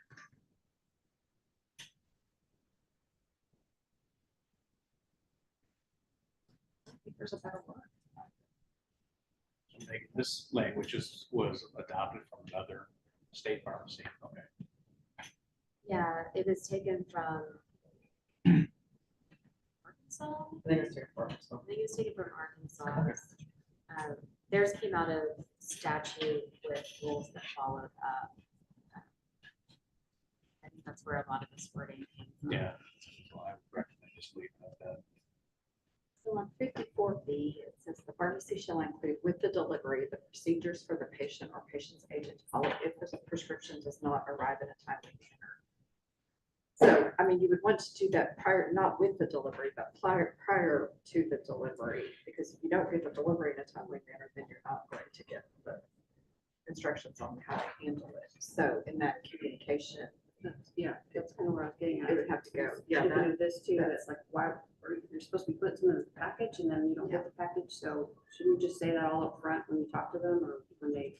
Is that part of the notification? For the notification. Talk about, I think proper so. storage. Call us, it's not here. Is that what you're trying to get back to? So on 2, line 43, we have like, hey, it's coming, and here's some, information about your product. This is what you do if it doesn't arrive when we say it is, that kind of thing. Right. So you're suggesting that lines 54 to 57 go above the compromise delivery? When it is part of the notification. And yes, I would say it's part of the notification and not shall include with the delivery.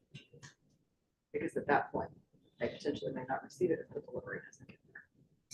That's because that section is compromised and that line 54 has the same language, I guess. It says compromise during delivery.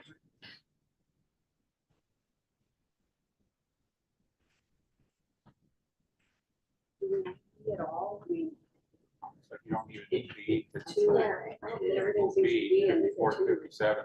43. Yeah, mine. You have it on the seems to be in notification. 43, black 43. Doesn't seem like we need it again. Are there any objections to that? The delete section, Lori, is that what you're saying? Line 50, section 54 to 57?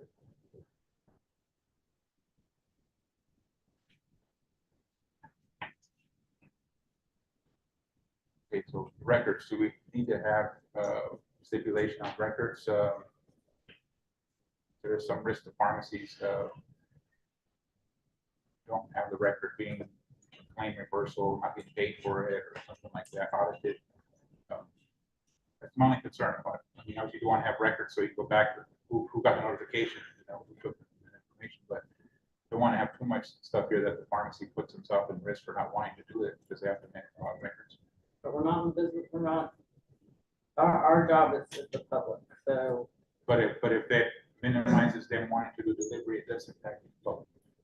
Sure. That impacts access. So that's why I want to be careful with some of these rules that it doesn't make the pharmacy not want to do this because it's patient access is important. So Rick, with your experience in this, what's reasonable? I mean, what is kind of currently already done and what is really just, this would take a huge amount of investment or effort to. I mean, it's captured in the normal process of work. Anything you do with a prescription is captured in there. When it went out, back in, calling out a special area for more records is really the concern I would have. And so the patient complaints and audits regarding the timeliness of deliveries, does that already occur in? We have a notice here that we have to notify, document here, notification of when it's supposed to be delivered and what delivered. So is that, is that already maintained?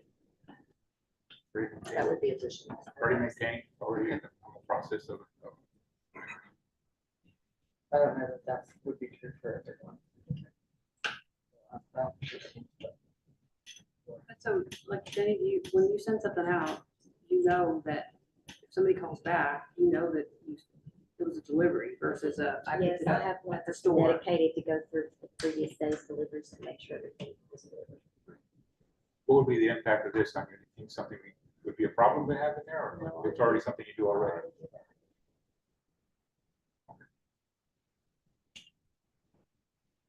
It just seems onerous just because we're saying with records, like we're used to somebody coming into the pharmacy and saying, print out all the whatever, give me X. And we're maybe the independent doesn't have a system or whatever, so maybe they're just typing in a note, that says, Johnny called back today and said whatever, kind of thing, that then he couldn't produce that without going through a bunch of onerous process, I think. Is there a way to say it differently so that it's, I don't know, it just seems like that when you say it like this, like records, Yeah. It's another, you know, that you have to put on. We don't want, maybe don't want to do it, you know what I'm saying? Hey, Rick, when you have an issue, or Jenny, don't you go to their profile, the patient's profile, if there's an error, or not an error, but there's an issue, what you're talking about, and it's always on their record. Don't erase that, No, sir. right? Right, not in my system, I don't erase it. Right, so it's there, so you know, is that what you're questioning, is that? I just don't want. That's a record. It's like formalized. It's being very formalized here, and so I don't want somebody to come in and say, show me all the records of all your audit, whatever, and honestly, like, how would I know that? To remind myself, oh, I gotta go look at Lori's record now. That's kind of what I'm saying, that makes it more formalized here. Yes, we do keep it, and yes, it is in the profile, but the ability to produce it, if somebody came to be. Is this just normal record keeping? That's kind of what. Yeah, you're trying to say. that's Right? what I'm Say So- Something else, say, yeah, that's what I'm trying to say. Instead of having this whole thing. That was my of point. record keeping. Something's already standard practice. This is our record. It is the record keeping language. Maybe you can I just should- reference whatever the. But I think this, I mean, what you have here delineates that they have to have this documented somewhere. I don't know the wording that you have without this dictates that these things have to be kept.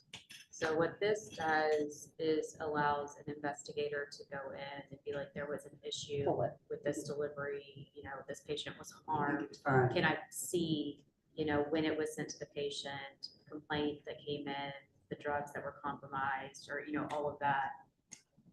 'Cause otherwise, I don't know. I mean, there's parts in here where it says, you know, shall document and maintain the records of notification. So that's already in here. But these are the additional things that the investigator would be able to get. And it's up to you all whether or not you want them to have that. But if it's not listed out here, I don't know for sure that all pharmacies would have it. I don't think people are concerned about a specific request like that. It would be then a follow-up. Show us all of the documentation that you have maintained about when a prescription drug was sent to a patient or a patient's agent. And then all of a sudden, the burden becomes. Well, we already have a record somewhere else, they refer to that record, part of the record keeping with some other portion that's already in the law rules. Is record keeping for a prescription already part of a prescription definition somewhere else? So I haven't added more. We refer to it. Record keeping for a prescription, yes, in the dispensing process. Right. I don't know that it's going to have all of these things. I don't think that there's anywhere in the current rules that C and D would be required or kept. So that would be a question as whether or not. So can we just say the pharmacy shall maintain records for 2 years on the delivery records, on delivery information? Sure, but it might not capture everything that's listed there. This delivery information is pretty broad. Without delineating what it is. Or could you say that that must be produced on request of a specific patient event or something for those things that. But if we're not requiring it, then why would, how would? Right, I mean, I'm saying require it, but not put the burden on people of going, how am I, if I get audited on this, how am I going to produce the report? So only if it's a grievance, we should document. Is that what you're saying? No, I'm just saying that we could be audited on a specific patient, not a group of patients, is basically what we're saying, like you just said, Megan, like the board gets a complaint, okay, I have a complaint from Lori Pinky, can you please show me the records for Lori Pinky, not everybody in the world that you did deliveries on. That's kind of. That's an entirely different documentation process. Yeah, you would be limiting the investigators and what they could get. So then, you know, they wouldn't be able to see if it's an ongoing problem with that pharmacy or not. They would only be able to see an isolated incident. Which you'd have to consider, because I think that would frustrate you all in an informal conference if we were only, like, we weren't able to see any of the other records.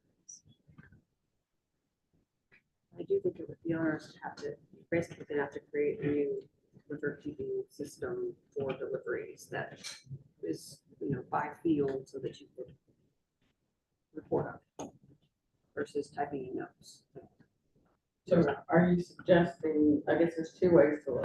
Are you suggesting that if you just simplify that all grievances, that a record of grievances are kept, or are you? I'm just asking you. I just don't think that, I think that's, you're asking somebody to create a whole new record keeping system Right. for deliveries when they already today probably just denote it in the patient's profile and there it is, right? But if I was asked then, like Megan said, then, well, how many of these have you had in this month or whatever? I don't have a way to go do that because it's now by individual. So I don't want them to have to go do that because that would be onerous We to don't, have we to already do keep that. prescription history for everything, right, is what you're saying. You know, to add another level is what we're saying now. We're adding another level because if you wanted to create a report, it has to be in specific fields. You know, that's the only way to create a report is to have it in specific fields. So would you prefer to remove all of that? Is that what you're saying? Yes, unless you can come up with a way that says it kind of summarizes stuff. I think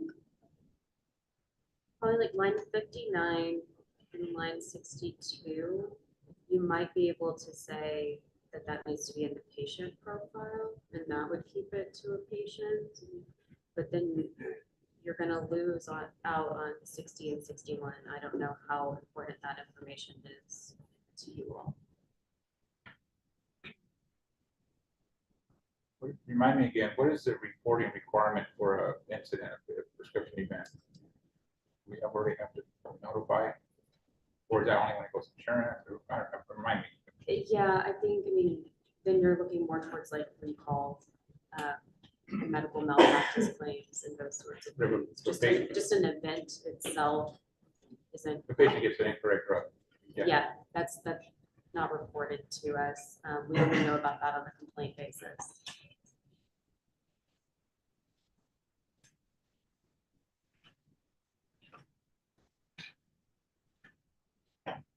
My feeling is that we have this information generally already captured by most pharmacies as far as the history of a prescription. That's really what I'm saying. We have it already today. We're adding more records that we can make it a little difficult for, to audit or produce records for the pharmacies. And it's deterrent.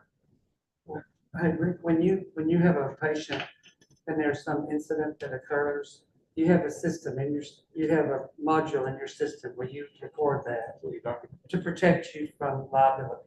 I mean, from your, Yeah. from lawsuits, not protect you, but Mhm. document everything. So is that where this would all go? That's Yeah, already- it's already captured Already elsewhere. have it. If the pharmacy has something like that in place, yes. Yeah. But if they don't, then they're good. So I guess we're kind of starting to cover a little bit of circles here. And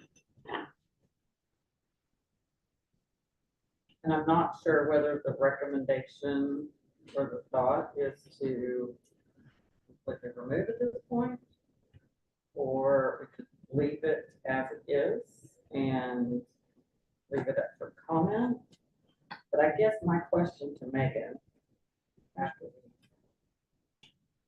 decide on this, is now going back to the earlier question, is this enough information for us This to would be- take it back to staff? Because I think that, to me, that's gonna be the best, although we're going to have a consensus and vote on that. Is I think this is enough. If you can tell me what you all want to do with the records. okay, so I think my inclination at this point is to leave the records in as they are currently stated. Leave it for public comment. It's we would be good taking it back to proposal. right. And then that would allow public comment after another opportunity. We would have for to public do comment. I agree with that. I think that's good. They're gonna modify it. They're bring gonna it rewrite it back, and they're then gonna bring we it back for can propose, proposal. then it in can go for February. comment. So it'll come back for proposed, not come back for discussion. it would come back just as it is now to propose. We would still discuss it. Then it would go out. We moved it forward. It would go out for public comment and then adoption. So we're looking at February and May. So we have a motion here still with these additions. No. No. Suzette's no, motion is no. completed. I think we have enough, yeah, they have enough to walk. Okay. And you don't need a motion on this one, you can just direct us. I mean, y'all can still vote if you want to make sure that there's a consensus, but you can just direct us to do this one. So I do want to know, is everybody in agreement that it goes back to staff? Yeah. Yes. Is there anybody that feels like it should not go back to staff? Abstain. Abstain, okay, I can see on your face, there was, all right, so at this point, what we'll do is we'll have it go back to staff. We'll bring it back then February for, proposal. Can I just ask that on the records part, that's, as it's going back to staff, if the staff thinks that there's a better way to say this based on what we were talking about with regards to, I know we would lose trending by taking out a couple, but the other would already all be there because people documented in their profiles. There's a better way to say that. The last thing I would say is, this is complicated, and I think this time I was called off guard because I reviewed everything like last Tuesday and hadn't seen it, so you normally have what's posted the first time be accurate, right? I think we had an update on Wednesday, is it changed from the original second? No, what happened on Wednesday is that we posted these rules to the website for the public. Okay. There was nothing updated for you all. Yeah. We just got them out to the public on Wednesday. Okay. I think everybody ample time to review. All right, so I am going to say that we are gonna take a 15-minute break, which takes us to 11:10. We will come back, we actually will come back with our pilot project. And we'll have our pilot projects present, and then we will, after that, go back to John for proposals. So we will change the agenda just slightly.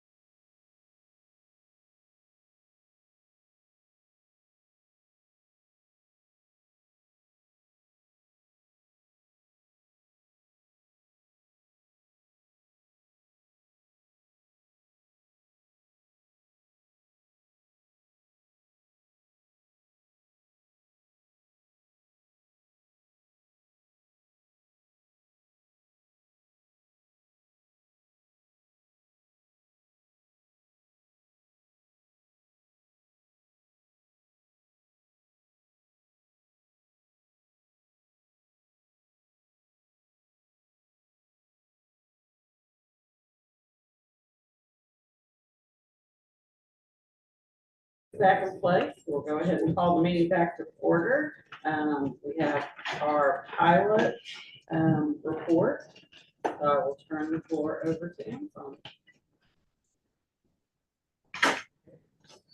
Oh, I will say, just because that was very light, we've been asked to really make sure that we speak up. There are a few people in the back that have their over here, and because you're facing us and not them, you know, you may want to really project. Can everyone hear me? Good morning, residents here, members of the board. My name is Anthony Coco. I grew up in Amarillo, Texas. I graduated from Texas Tech School of Pharmacy, and I've been a pharmacist for 9 years. Current pharmacist in charge at the College Station Amazon Pharmacy facility. I'm pleased to provide the board with an update on the Amazon Pharmacy's drone delivery service.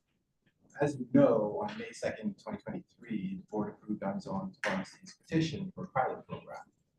As part of the pilot program, Amazon Pharmacy is collaborating with the Amazon Prime Air to deliver certain prescription medications by drone in order to expand customer choice, remove time and geographic constraints, and promote improved access and adherence. We call this pilot program our drone delivery service.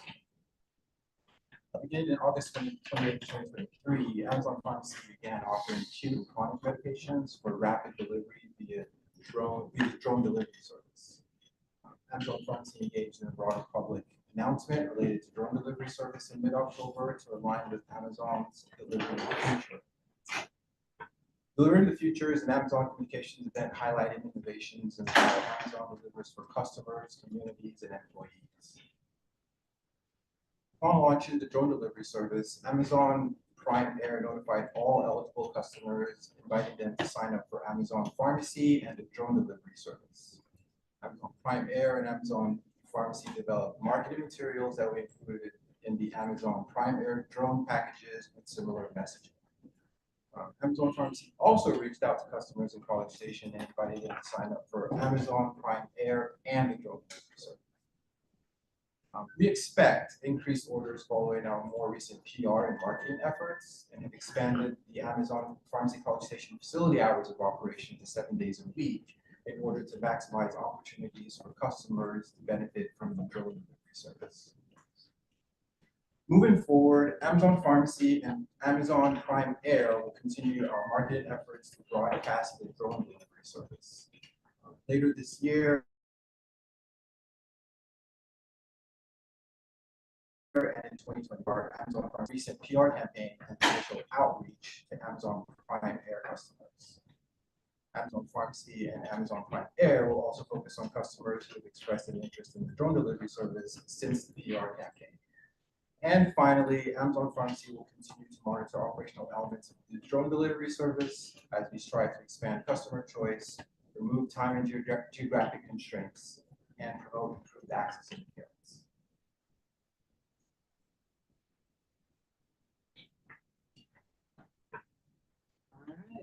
What kind of questions do we have for Amazon? Question, is there a charge for the Amazon Air Prime or whatever was it called? Is that a separate charge or how does that work? So any customer that has an existing Amazon Prime membership, there is no additional charge for the drone delivery service. So if you don't have Prime membership, you have to purchase Prime membership? Correct. Like the drone delivery is included with the Prime membership. It is included with the Prime, but if you don't have the Prime, can you still opt for drone delivery without subscribing to Prime delivery? I believe the answer is no. I believe it's a Prime service. Okay, Prime. Certainly can Okay. follow up on that. Thank you. I believe in your first presentation that there was a like a map with an X on it of sorts. Okay. Is that reusable or for multiple? Okay. So the map that you're referencing has a QR code that is linked to the customer's Prime account, and that is a second point of verification for delivery. So it will only deliver medications once it's reach the flight path, and then also recognize the map, but it is a reusable map for each delivery. Correct me if I'm wrong, there's only been one delivered so far. Just briefly, I wanted to touch on some of the specifics. So we actually included two different reports, or submitted two different reports to the board. The first report we submitted included, or did not include certain information that we redacted, as we believe that it includes Amazon's confidential information and trade secrets that we believe are subject to the Texas Public Information Act request. The second report that we submitted included unredacted information because we did want to ensure that you all have the information necessary to evaluate the pilot program. So we'll probably try to avoid sort of speaking to some of the very specific information that's included in the unredacted version of the report. In terms of deliveries, we've engaged in both drone and ground deliveries from the location to date. As Ed mentioned, our sort of larger marketing and PR campaign kicked off in sort of mid to late October, and we anticipate that our volume will increase as kind of people become more aware of kind of the service and the opportunity. And I apologize, I should know this. What is your name and your role? Sorry, yeah, my name is Sean Baird. I'm a senior corporate counsel at Amazon. Okay, thank you. So I take it from that, because I asked about the one delivery, we're not going to talk. We'd prefer to talk a little bit more generally about the program if we could avoid talking about the specific metrics, just because we do believe that those are subject to the Texas. Well, the Texas Public Information Act is in relation to documents and information released for a public information request. This is an open meeting. Sure. And so for the board to be able to evaluate the effectiveness of the program, I think they're going to have to be able to have some sort of discussion with you. Yeah. And they can't do that in a private forum. Sure. They can only do it in a public forum. Totally. That's totally reasonable. Yep. Yeah, and I guess my thought process is in order for us to evaluate the pilot, we're going to kind of need to know how many deliveries were made, were there any issues, how many issues were there with those deliveries? Yes. And I know we're very early on, but it would be good to know Totally. kind of where you are. And Absolutely. to that point, you all, if you look at the unredacted version, you all do have it. I think it was sent to you in a OneDrive. It's not available on the website if you're looking at that. So you do have answers to that. But if you do want to have discussion, the discussion does have to be in an open forum. Yeah, the concern is, I mean, we can get that information, but the public comment, the questions they might have about it, obviously they want to have more information than what we can share right now. Yeah, so the Public Information Act claims relate to the document. So if somebody did request that document, the Attorney General would determine whether or not that document could be released, the unredacted one. But that's just for requests for the document. I think for the long-term process of running rules or something related to adopting home delivery, public probably want to know more information that we'll be able to provide right now. Are any other states piloting this, similar to Texas, or are we first? Amazon has only launched the drug delivery service in Texas. Yeah, there are other states and other pharmacies that are engaged in drug delivery programs, but I'm not as familiar with those. There was a big press release on Good Morning America a Yes. few weeks ago, and it made it sound like it was quite a bit more widespread. I mean, they did mention the Bryan College Station activity in Texas, but it made it sound like it was a larger activity currently than my understanding. Sure. Yeah. Right now, just in college. Yeah. Thank you. And you mentioned that it's 7 days a week. What time of the day? What is the operating hours? Like if my prescription's ready at 6 o'clock at night, can I still get it? Or is there certain hours that the patient can get it? Operating hours right now, the facility, it's linked to Prime Air, and it's from 8:30 till 4:30 in the afternoon. And is there a radius that it can go? Do I have to be within X miles of the location? What is that radius? If there is one.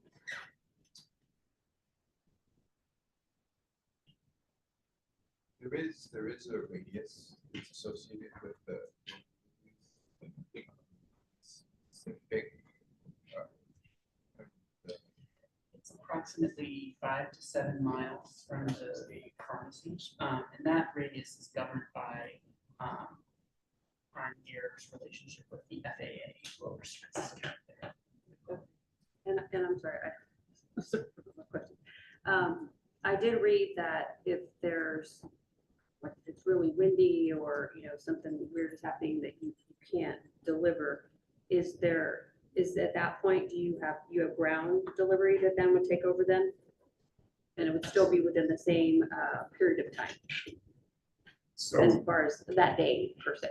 So if inclement conditions come up, whether it be extreme heat, wind, rain, anything like that, drone delivery will not be an offered delivery modality at that time. However, any customer that had placed a drone order at that time will be routed to same day ground delivery and be communicated with that there was a change in delivery method. Okay. And what's about the average time that it takes to deliver? So the time it takes to process or transfer prescription is like 60-minute process. That we have. I think they're having difficulty hearing you. If you could Oh, speak up I'm just a sorry. little bit. I'm sorry. The time to transfer or receive a new prescription is not included in the 60-minute promise. That a customer will see that whenever they go to checkout. After the prescription is received, it's validated, then it'll show up whatever customer is checking out. If it's an eligible medication. 60-minute guarantee. Okay, so that goes through the whole process and then you tell me, hey, your X is ready. And oh, by the way, you could have it via drone if it's eligible. And then from that time that I pay or whatever, 60 minutes, I'm supposedly gonna get the product. That's correct. Okay. So it's not filled to delivery? Because I think somewhere in the report it said 42 minutes is the average fill to delivery. So it's filled and then they're notified that it can be drone, or is that all arranged ahead of time? No, it is filled to delivery. So once you place an order for medication, you will choose drone delivery. That's whenever we will get the prescription and then start to fill and then send over. What would you say has been the greatest barrier to not having more patients participate? So drone delivery has been available since August 28th, but Amazon did not engage in any significant PR or marketing campaigns. And that was until mid-October. We actually believe that now we'll see significant increase in volume once due to those efforts. Have you already seen that increase interest in participating in the program since the big PRs, the Good Morning Americas and all that? Yeah. We've already seen. We have received a lot of additional inbounds. We've also added a sort of specific banner to the website. So you can click on it, find some more information out, more easily register for the service as well. But as you can imagine, it's sort of like threading the needle a little bit because we're working with, you know, a separate regulatory regime on the federal aviation side, making sure that we are fitting ourselves within the right geographic boundaries and making sure also that we've got enough I think another barrier also that, you know, we're working through, and I think we'll speed things up as we go along, is that any identified address must be basically evaluated first. So someone will have to go and make sure that we can deliver here. There's no large tree right in the middle where you want to put your mat and things like that. And then you've got to get them the mat. And, yeah. It said that this delivery that you made was 2.85 miles from the site. The newer orders that you're giving, are they within that same distance? Well, I should have clarified. I think what we've received additional interest in. Oh, okay. Not as many in orders at signing this up, point. but Okay. even just sort of, unfortunately, the sign up process is probably more arduous than we would prefer. And so you know, just kind of from sign up or interest to sign up, it takes some time. So I take it the mailer you'll do will be within that 5 to 7 miles. Exactly. Yep. And the Prime Air, individuals who are already receiving products from Prime Air obviously live within that radius, and so we've already notified those individuals, but we'll engage in some additional kind of direct for the end of this year. So when asked, 'cause I know there was the big press release and it was very obvious, and I'll just anecdotally say that I had a lot of people texting me going, did you know about this? And my response was, yes, it's a pilot with the Board of Pharmacy. But that never came across. So I'm a little curious as to how you're communicating that this is a pilot. Sure, that's a great question. So I would say that, probably for obvious reasons, we wouldn't characterize that to, a broad group of people, just because as we learned, the pilot project process can be a bit complex, and you've got to understand kind of the requirements of business. But I would say to the extent that the program was ever to be closed down, we would obviously work with customers to ensure that they were aware, we would be able to continue to service them by ground deliveries. They would have alternative options, certainly should the board here decide that wasn't the Is there a time frame on the pilot? Is there a 18-month or? So what is your goals, a successful pilot program? How many deliveries a day? What is your quota that you have set? Well, I would say, from a goal standpoint, it's obviously number one to ensure that we're able to deliver medication safely in a timely way for customers who want to ensure complete access to individuals who might not have readily access to pharmacy and or who have a hard time getting to physical retail. I think I wouldn't say that we've ever kind of identified a specific number of deliveries per day that we think target for us. Kind of, I think, again, recognizing how we're trying to thread this needle in a geographic restricted area with kind of limited number of customers. But I think the ability to demonstrate that this is something that customers want or interested in is really what we're looking for. You're not really set for an ROI right now. Not yet, no, very much feedback. Yep. What month did this delivery occur? And was it a refrigerated item? No, we do not. And then who actually put the med into the drone? Was it a tech or a pharmacist? Okay, so the pharmacists package the medications, and they're taken to Prime Air, and then it's given to the Prime Air associate, and they put that package that's sealed into. So the chain of custody goes that whenever an order is placed, it's fulfilled by a pharmacist. It's verified, filled, packaged in discrete packaging, and then taken directly to the primary associate, handed directly to, and then they load directly into the drone and enter it into the command packet, and it goes. Hey, Megan, I have a question for you.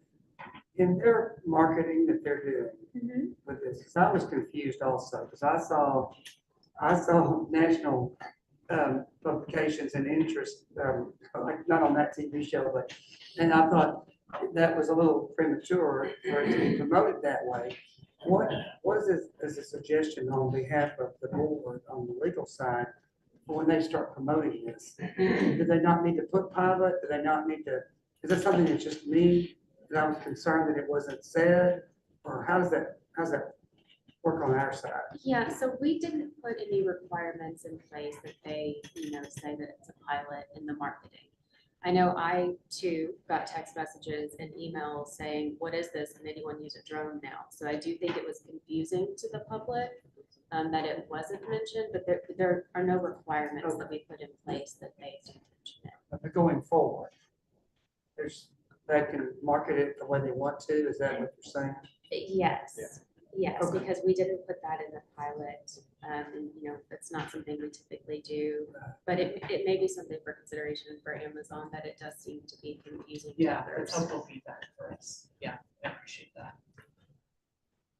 So your location, is your pharmacy there only to fill those prescriptions, or you are like a hub and you fill for a lot of other as well? Trying to get like the percentage of prescriptions, I mean, obviously it's one right now, but is it, do you already fill a bunch of prescriptions, or is your whole purpose to fill these drone type prescriptions?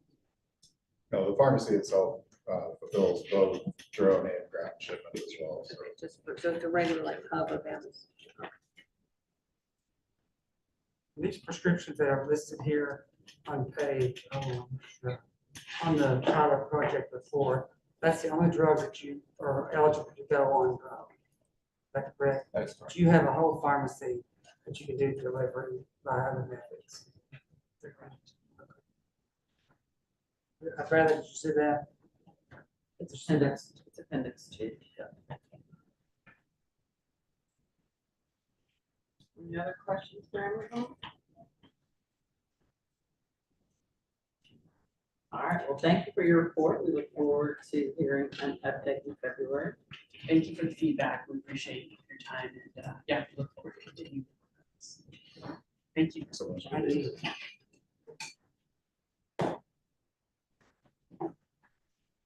John, we want to finish our proposal of rules, and then if it's, and actually, it'll be, because C3 is not taking a great deal of time. What I'd like to see is if we'll go to PRN, and then we'll break for lunch.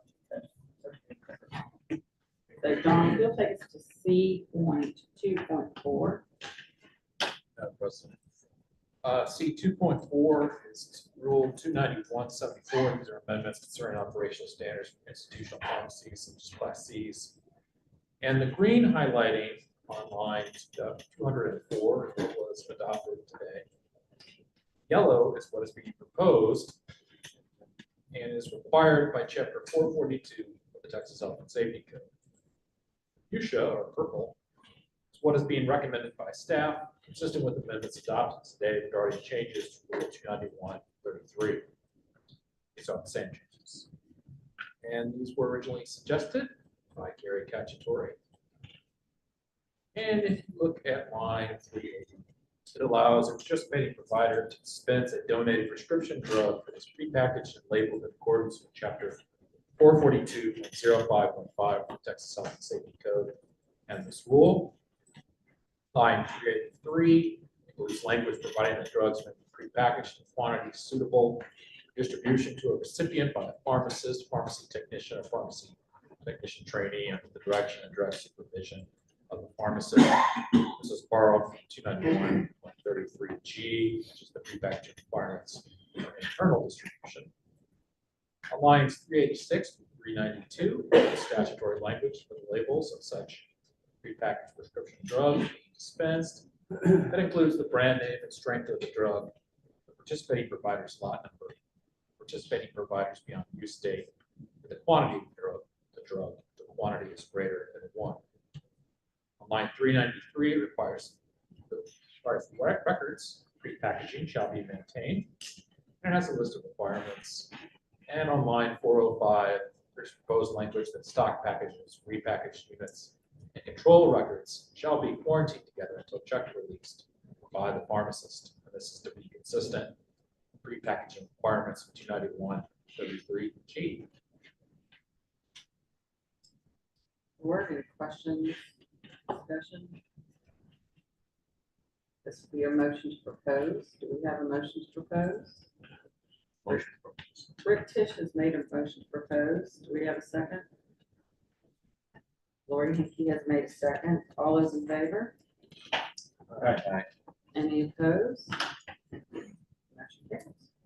John. Our next one is C 2.5, this is Rule 315.9. These are amendments concerning pharmacy responsibility with an out-of-state practitioner. Specifically, we're talking about controlled substances. And this is to provide clarification regarding the dispensing of a Schedule II controlled substance issued by a practitioner in another state. What it essentially does is allow C2 prescriptions via ERX from an out-of-state practitioner. To facilitate that, lines 4 through 5 removes an outdated effective date. And then lines 6 through 7 strikes the distinction for prescription not on the board's official prescription form. What this effectively does is allows ERX to be used. Any questions? Concerns, comments? Do we have a motion proposed? I make a motion. I'll Jenny, second. Jenny's got the motion proposed, Donnie has a second, all those in favor? Aye. All right, John, if you want to take us through our review of rules? All right, you'll see behind C.3 is the rule review plan for fiscal year 2022, 2025. State law requires that you review the rules on a 4-year cycle. And while it requires that you review them, what you're looking to see is if you still need these rules. It's not about the content of them. And the ones up for proposal this meeting, first one is C.3.1.1 regarding Chapter 291 concerning pharmacies, community pharmacies or Class A's. There are several sections there. And then the next one is C.3.1.2, Chapter 283 concerning licensing requirements for pharmacists and some sections there. And C.3.1.3, Chapter 315 concerning controlled substances and some sections there. And again, those are up for proposal. Do we have a motion to propose to keep? Donnie has made a motion, Donna has made a second, all those in favor? Aye. Thank you very much, John. All right, we are going to skip down in the agenda to F.2, and I'd ask Caroline and Will to come forward. We did get notification that Raquel was not well, so Will has stepped in. So Will, thank you very much for coming. And Caroline, I'll turn it over to you. Okay, so F.2.1 is board staff's chart that you're familiar with. This is an update on the number of participants participating in the board's peer assistance program. You have the completion of FY23. So at the bottom chart on under the fourth quarter, that's the new numbers that have been added for participants that were added during the fourth quarter. Remember, this is a cumulative total, so we keep the running total from the start of the first quarter and then just add for you the number of participants that join each quarter. And then this does, as I mentioned, it does complete the FY23 numbers. And so you have now a comparison for FY23 to the last 3 fiscal years.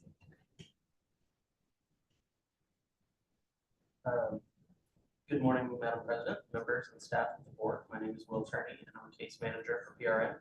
I'm here this morning to present PRN's first quarter report for the current fiscal year.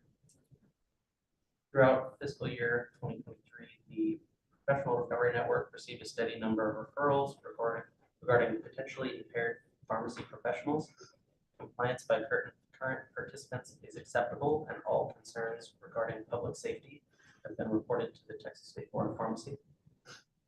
PRN has had many exciting program awareness opportunities this quarter. On August 10th, 2023, PRN presented to the incoming pharmacy students as part of their new student orientation at Texas Tech University Health Sciences Center School of Pharmacy in Dallas. PRN discussed mental health and substance abuse statistics, as well as the services and support that PRN provides for healthcare professionals in Texas. On August 16th, 2023, PRN spoke to the incoming P1 student pharmacists, as well as the P2 and P3 students as part of orientation week at the University of Texas at Tyler College of Pharmacy. At this presentation, PRN discussed our history and the services we provide, as well as mental health and substance abuse statistics for adults and healthcare professionals in the U.S. PRN's fall seminar was held Saturday, October 21st, 2023 at the Norris Conference Center in Austin. Details regarding this seminar will be made available in PRN's second quarter report to TSBP. PRN's advisory committee met on the morning of the fall seminar, Saturday, October 21st, 2023 at the Norris Conference Center in Austin. The advisory committee meets biannually to offer administrative guidance in the operation of PRN. The advisory committee's goal is to assist PRN in growing and offering supportive services through the use of advocacy, communication, and education.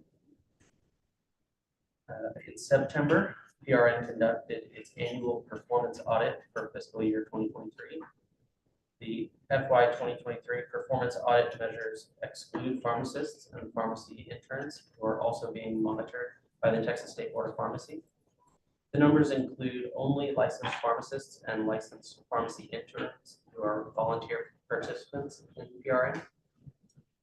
This performance audit reviews data on 3 key items. 1, the total number of participants in the PRN program who hold a pharmacist license or pharmacy internship license and are enrolled in PRN. 2, the recidivism rate, which is defined as the percentage of individuals who experienced a relapse within 3 years after successfully completing their first year of sobriety while enrolled in PRN. And 3, the 1-year completion rate, which is defined as the percentage of individuals who successfully completed their first year of sobriety while enrolled in PRN. The fiscal year 2023 audit results were, we had 36 licensed pharmacists enrolled in PRN and 4 licensed pharmacy interns enrolled in PRN. Our recidivism rate for fiscal year 2023 was 0%, and our 1-year completion rate was 75%. The recidivism rate, which stood at 12.5% during the last fiscal year, has seen a remarkable improvement, dropping to an impressive 0% this year. Several factors can contribute to achieving this, such as the education and skill development opportunities that are made available to participants, the quality of mental health and substance abuse treatment available, community support and collaboration among PRN alumni and current participants who are in the program. In regards to the 1-year completion rate, there was nearly a 25% increase in completion this fiscal year compared to the last fiscal year, which was 60%. Notable increase in FY 23's completion rate can be attributed to the availability of in-person support this year in contrast to the previous year when in-person support was still in transition. As for our legislative budget board numbers, the numbers for September 1st, 2022 to August 31st, 2023 were submitted to TSBP on September 8th, 2023. The LBB numbers included all licensed pharmacists and pharmacy students enrolled in the PRN program. We had 4 volunteer pharmacy students, 2 board-ordered pharmacy students, 36 volunteer pharmacists, and 39 board-ordered pharmacists. And for the financials, please see the attached PRN expenditure report for September 1st, 2022 to August 31st, 2023. And that concludes my report. Any questions for Caroline or Will? Seeing none, thank you both. And Will, again, thank you for coming on short notice. Really appreciate you. No problem. You being here. Thank you. All right, at this time we will go ahead and break for lunch. It is 11:30.